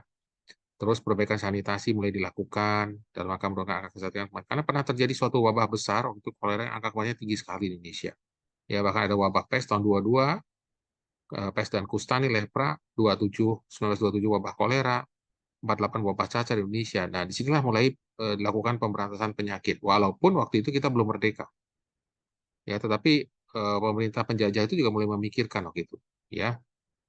Bagaimana melakukan penyemprotan massal, ya, penyuluhan kesehatan, propaganda kesehatan disebutnya. Ya, jadi menarik ya. Abad ke-16 saja sudah dimulai waktu itu oleh pemerintah Belanda pemberantasan malaria. Karena memang Indonesia ini sebagai negara tropis tinggi kasus-kasus malaria ini. Nah, tahun 1925 itu perbaikan sanitasi. Ya, mulai dilakukan dalam rangka menurunkan angka kesakitan dan kematian. Tahun 41 mulai dilakukan vaksinasi massal, terutama untuk pemberantasan penyakit kolera dan cacar. Jadi kalau kita lihat sebenarnya kita patut berbangga ya sebagai orang-orang yang sekarang di public health, bahwa memang public health ini sudah dari dulu tuh melakukan upaya-upaya preventif promotif. Ya. Nah, ini kita lihat konsep Bekasi itu apa? Nah, konsep Bekasi ini oleh Menteri Kesehatan pertama kita Dr. Lemin atau 51. Ada konsep Bandung. Intinya di konsep Bekasi itu adalah pengobatan, pelayanan kuratif, tak ada artinya tanpa preventif. Jadi di konsep Bekasi itu sudah dinyatakan, pengobatan tanpa adanya pencegahan tidak ada artinya. Jadi harus bersama-sama. Benar. Contoh nih ya, orang batuk pilek yang gampang aja lah. Makan obat terus, nggak sembuh-sembuh. Kenapa ya? Karena dia tidak mencegah. Tetap aja minum es, makan yang berminyak, misalnya seperti itu. Misalnya. Itu yang sederhana sekali. Ya, nah, terus tahun 56, Dr. Sulianti Suroso, kalau Bapak Ibu ingat, nama ini kan menjadi nama rumah sakit rujukan nasional untuk infeksi kan. Dia merintis proyek Bekasi ya sebagai proyek percontohan sekaligus tempat pelayanan kesehatan terpadu kesehatan masyarakat di Indonesia. Ya, jadi ini sudah dirintis oleh Dr. Sulianti Suroso. Jadi kita sebenarnya bangga ya bahwa luar biasa Indonesia itu. Mudah-mudahan makin hari makin baik ini kita. Ya, apalagi dengan undang-undang kesehatan yang baru karena dari tahun-tahun ini saja sebelum kemerdekaan, masa awal-awal kemerdekaan itu sudah ada konsep-konsep yang dibuat. Nah, tahun 57 dikembangkanlah pengembangan kesehatan masyarakat sebagai penerapan konsep Bekasi tahun 57. Ini konsep Bekasi. Nah, kita lihat berikutnya. Ada lagi konsep dana sehat dan pos obat desa. Nah, saya tidak tahu di kelas ini ada yang mengalami itu atau tidak, tapi senior-senior kita pasti mengalami ini. Tahun 60-an di Jawa Tengah dan Solo khususnya telah tumbuh kegiatan kesehatan berbasis masyarakat. Jadi bukan konsep baru, ternyata tahun 60-an sudah ada tuh dana sehat, pos obat desa, arisan rumah sehat, jamban keluarga pun sudah muncul di tahun 60-an. Jadi jaga itu bukan sesuatu yang baru sebenarnya. Nah, tahun 60-an sudah muncul. Siapa motornya? Motor penggerakan tokoh-tokoh masyarakat. Toma, Toga di bawah bimbingan petugas kesehatan. Dari situlah muncul istilah kader kesehatan. Ya, jadi istilah kader kesehatan itu muncul di tahun 60-an sebagai inti dari pelayanan kesehatan yang bermoto dari, oleh, dan untuk masyarakat. Ya, nah ini dana sehat dan pos obat desa. Nah, berikutnya puskesmas. Nah, inilah konsep yang diambil dicontoh oleh negara lain tetangga kita. Ya, Malaysia ini memang tukang mencontek ya. Batik, angklung, ya. Terakhir itu apa ya? Saya lupa, kemarin ada satu lagi yang mau diambil oleh mereka tuh. Nah, tahun 68 itu ditetapkan puskesmas sebagai sistem pelayanan kesehatan terpadu, preventif dan kuratif mengacu pada konsep Bandung dan Bekasi. Jadi, puskesmas ini sudah lama sekali. Tahun 68 sudah ditetapkan. Bahkan sudah ada 5 pelayanan dasar pada waktu itu. BP, KIA, sanitasi lingkungan, penyuluhan kesehatan, preventif penyakit menular. Nah, berkembang menjadi 7, basic 7. Ya, 7, 12, dan sekarang telah menjadi 21 pelayanan, bahkan 26 pelayanan. Ya, jadi kalau kita lihat, pusat kesehatan masyarakat ini sudah sangat lama usianya. Ya, ini tahun-tahun awal kelahiran saya sendiri usianya ini. Jadi artinya ini menunjukkan bahwa di masyarakat kita itu konsep yang dibangun ya itu sudah menunjukkan bahwa masyarakat itu memang punya kemandirian, khususnya Indonesia. Ya, nah terus kita bicara pusling pustu. Ya, kita bicara pusling pustu ini kita sudah bicara tentang puskesmas keliling, puskesmas pembantu itu untuk menjangkau. Ini terobosan lagi, inovasi. Karena begitu luasnya wilayah harus dijangkau, bahkan dibentuk Balkesmas, Balai Kesehatan Masyarakat, ya Balkesmas itu oleh swasta, ya kalau puskesmas oleh pemerintah. Ya makanya waktu itu dibuatlah strata kan, ada stratifikasi, strata 1, strata 2, strata 3. Nah bahkan sekarang puskesmas pun diakreditasi, ada akreditasi puskesmas kan, dalam rangka mencegah kualitas mutu pelayanannya, ya. Nah, baru dibentuk PKMD gitu, Pembangunan Kesehatan Masyarakat Desa. Itu di tahun 70-an, ya, 76. Ya, ini ditetapkan apa? PKMD ini untuk pendekatan strategis sebenarnya, untuk meningkatkan cakupan pelayanan kesehatan. Ya, bukan hanya dikembangkan di pedesaan, tapi di perkotaan. Makanya muncul istilah PKMD perkotaan. Ya, sasarannya PKMD adalah masyarakat mampu memelihara dan meningkatkan kehidupan yang sehat dan sejahtera. Ya, jadi sebenarnya kalau orang bilang puskesmas itu hanya untuk masyarakat golongan tertentu, tidak seharusnya, karena konsepnya memang diutarakan juga termasuk di kota. Ya, masyarakat didorong untuk itu. Ya, nah makanya kalau kita lihat di perkotaan besar sekarang puskesmas itu kan sangat bagus, ya fasilitasnya, tampilan bangunan, sarana prasarananya, karena memang tujuannya itu sebenarnya pembangunan kesehatan masyarakat, bukan hanya desa, tetapi juga perkotaan. Nah, PKMD disambungkan ke primary healthcare, maka di Indonesia itu keluarlah itu Health for All by the Year, mengadopsi tadi deklarasi Alma-Ata. Ya, jadi kesehatan Indonesia Sehat 2000, tahun 2000 ya, for all, untuk semua. Nah, tahun 82 Indonesia melahirkan namanya SKN, Sistem Kesehatan Nasional. Ini suatu sistem yang menjamin atau membuat konsep sebagai suprasistem pembangunan nasional. Nah, saya ingat sekali SKN ini juga diturunkan ke SKD kan, Sistem Kesehatan Daerah. Jadi PKMD sendiri itu adalah salah satu bentuk pelayanannya dibina oleh petugas kesehatan, tapi harus ada sistemnya. Nah, SKN ini ada sistemnya, jadi ada subsistemnya. Subsistem pemberantasan penyakit, ya, bahkan ada subsistem pembangunan kesehatan dan seterusnya. Nah, itu diterapkan dan diterapkan ke dalam sistem kesehatan daerah. Ya, ini beberapa perkembangan yang luar biasa sih dari kesehatan masyarakat. Nah, terus lahir Posyandu tahun 84. Ya, dibentuk Posyandu, ini perpanjangan tangan puskesmas dari oleh untuk masyarakat melalui kader. Ya, teman-teman mungkin ada yang membina juga Posyandu ya, ada pelayanan 5 meja masih relevan sampai sekarang dan ini sangat efektif. Ya, sangat efektif. Ya, dan digerakkannya oleh kader, kecuali untuk penyuluhan itu memang nanti oleh tenaga kesehatan juga dan pemeriksaan ya. Ini perkembangan Posyandu kalau kita lihat ya, ada tingkatan-tingkatannya, ada pertama Madya Purnama ya, mandiri, bahkan sekarang di kota-kota besar juga banyak puskesmas mandiri. Nah, terus 2007-2008 lahir Desa Siaga.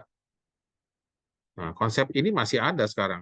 Masih ada beberapa wilayah juga masih mengusung konsep ini, katanya penduduknya memiliki kesiapan baik dari sumber daya, dari kemampuan, dari kemauan untuk mencegah dan mengatasi masalah kesehatan, bencana dan kegawat daruratan secara mandiri. Jadi diartikan kalau di Padang dikenal nagari kan, Kelurahan itu atau nagari adalah kesatuan masyarakat hukum, administrasi pemerintahan dan termasuk bidang kesehatan. Ya. Nah, jadi sasarannya itu udah jelas ya, desa siaga itu ada primer, ada sekunder, ada tersier. Artinya apa? Artinya ada dukungan dari keluarga, dari pihak-pihak yang punya pengaruh, toga dan pemerintah dalam ini yang memberikan dukungan, kebijakan dan sumber daya, baik sarana, prasarana dan pendanaan. Ya, konsepnya sangat bagus. Dan ini menurut saya masih jalan sih sampai sekarang ya, walaupun mungkin dengan nama berbeda-beda di masing-masing tempat. Kriterianya itu adalah adanya pos kesehatan desa, ya, terus ada pelayanan kuratif, preventif dan promotif, ya, dilaksanakan oleh Nakes, bidan, ya. Jadi teman-teman bidan Indonesia ini memang punya tugas ganda, double job. Ya, mereka juga melakukan kuratif, tapi mereka juga melakukan preventif. Nah, Indonesia ini bahkan jadi percontohan sih bidan-bidannya. Kita kalau di luar negeri namanya midwife kan. Ya, mereka tidak melaksanakan fungsi seperti di kita, bidan seperti di kita di luar. Di kita ini memang punya karakteristik yang sangat spesifik ya untuk teman-teman kita yang bidan.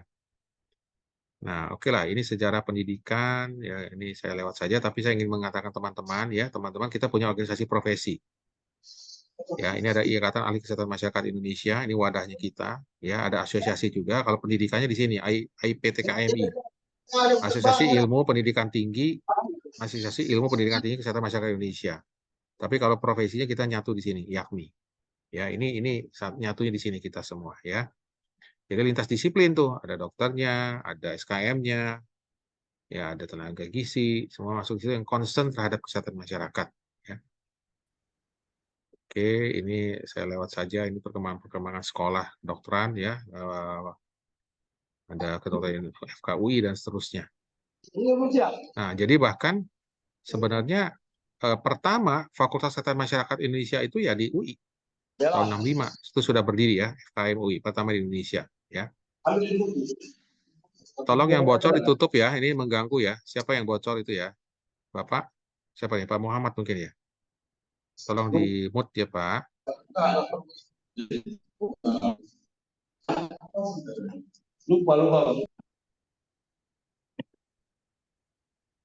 Abang Oke. ngambil kuliah. Pak Muhammad bisa tolong di mute, Pak Muhammad.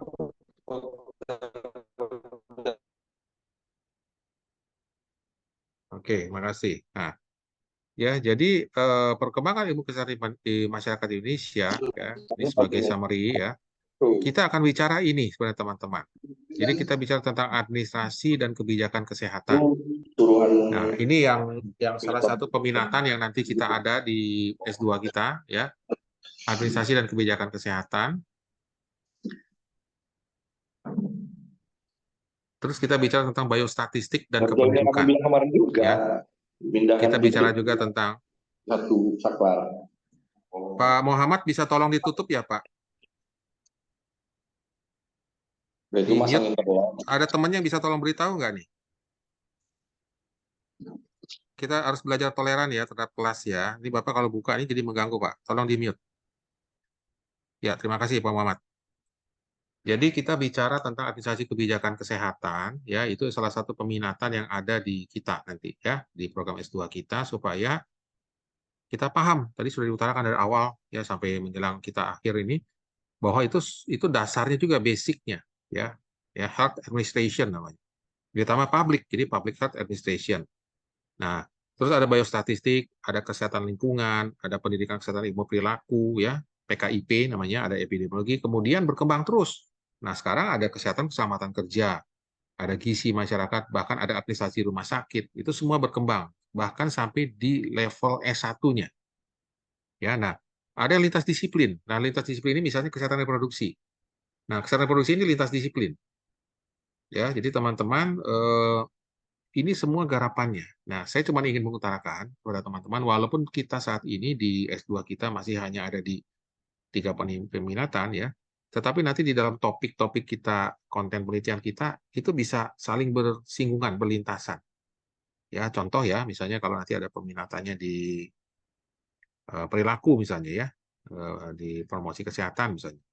Nah, misalnya dia ngambilnya ke arah gizi, itu bisa. Artinya kontennya gizi, konten utamanya, tapi di dalam nanti dia menggali misalnya eksplorasi terhadap variabel penelitiannya atau apanya kita arahkan ke perilaku. Ya, jadi itulah sebenarnya menariknya kesehatan masyarakat karena semuanya bersinggungan, bersinergi dan berlintasan. Ya. Baik. Demikian mungkin ya yang bisa saya sampaikan. Kita di 17.25 sekarang ya. 5 menit menjelang berakhir. Mungkin ada yang ingin diutarakan, ingin ditanyakan oleh Bapak Ibu sekalian, teman-teman di kuliah awal ya, ini sebagai pengantar menggambarkan inilah sebenarnya public health. Jadi public health itu sekali lagi adalah bidang yang sangat luas cakupannya, ya lintas disiplin ilmu juga, dan jangan didikotomikan dengan medis atau klinis karena memang menjadi satu. Aspeknya tadi kan preventif, promotif, kuratif, rehabilitatif, paliatif. Ya, dan dari penyampaian kuliah perdana awal saya ini, mudah-mudahan ini juga membuka kembali pemikiran kita. Oh, ini yang nanti akan kami lalui selama proses pendidikan di program magister kita di S2 Medistra. Baik, demikian Bapak Ibu yang bisa saya sampaikan pada kuliah kita di awal. Mungkin ada yang ingin disampaikan, ada yang ditanyakan, silakan. Izin, Prof. Apakah materinya boleh di-share, Prof? Oh, boleh sekali dan berkewajiban. Ya, jadi nanti kalau dosen setelah kuliah dia tidak men-share, itu nanti boleh minta tolong ke Ibu Krista untuk dimintakan. Tapi kalau saya, pasti saya langsung share. Cuman tolong, nanti saya share di grup MLP 5 langsung saja ya. Ada grup ya, ada WA grup MLP 5, tadi saya share ya. Nah, teman-teman, ini ada beberapa slide sebenarnya yang saya sampaikan. Ini sebenarnya hanya memberikan ini aja, tolong dibaca saja. Ada upaya kesehatan, ada sistem pelayanan kesehatan, ya. Ini sebagai pengantar sebenarnya nanti kalau kita masuk di dalam kuliah-kuliah berikutnya, misalnya ada pengantar kebijakan dan lain-lain ya. Nah, jadi hampir sama sih sebenarnya. Ya, misalnya ambillah contoh slide ini ya, community healthcare. Ya, ini adalah ingin menunjukkan tanggung jawabnya. Siapa yang bertanggung jawab? Jadi primary itu masalah keluarga, masalah masyarakat, kelompok, tapi ada yang memegang tanggung jawab dalam proses pembinaan, yaitu dinas kesehatan. Ya, diturunkan kepada pelaksananya di puskesmas. Itu yang primer ya. Kalau tersier tentu ke rumah sakit ke atasnya. Ya. Baik, ini beberapa yang nanti saya tambahkan. Ya, nah tersier tadi kan juga ini pelayanan tersier itu rujukan ya, rujukan kesehatan dari sekunder. Jadi primer, sekunder, tersier. Nah, kita bicara tersier itu rumah sakit ya. Oke, pelaksananya Dinas Kesehatan Provinsi, unit kerja di tingkat provinsi, Kemkes, dan terkait di tingkat nasional. Makanya seperti di Sumatera Utara misalnya, kalau kita lihat yang tersiernya itu ya Rumah Sakit Adam Malik itu. Ya, karena dia memang vertikal kepada Kementerian Kesehatan. Ya, sementara kalau di daerah itu kan ada mungkin Rumah Sakit Modeli Serdang, Rumah Sakit Pringadi di Kota Medan, itu masih di bawah pemerintah provinsi atau kabupaten kota. Ya, demikian Bapak Ibu, sekali lagi terima kasih untuk perhatiannya. Materi yang saya sampaikan nanti saya akan kirimkan langsung setelah selesai kegiatan ini di grup. Lebih kurangnya mohon maaf ya, tapi saya tetap ingin teman-teman semua semangat ya, dan kalau ada proses yang perlu ditanyakan, silakan. Ada Ibu Fadila, ada Ibu Krista, dan ada saya sendiri. Ya, selamat sore semuanya, salam sehat untuk kita semua. Sore, Prof. Ya, terima kasih. Terima kasih. Ya, terima kasih. Terima kasih banyak, Terima Dok. kasih dokter. Sama-sama. Terima kasih, Dok. Semangat, terima kasih juga sudah percaya kepada kami. Kasih. Bu Fadilah, saya live ya, Bu. Nanti saya kirim materinya ya ke teman-teman ya. Kasih ya. Ya, selamat sore. Kasih. Ya, ini saya ingin lihat wajahnya. Oh, ada Pak Andi, Pak Bu Betty. Nanti kan kita berkenalan ya. Oke, baik. Saya izin ya. Live. Kasih.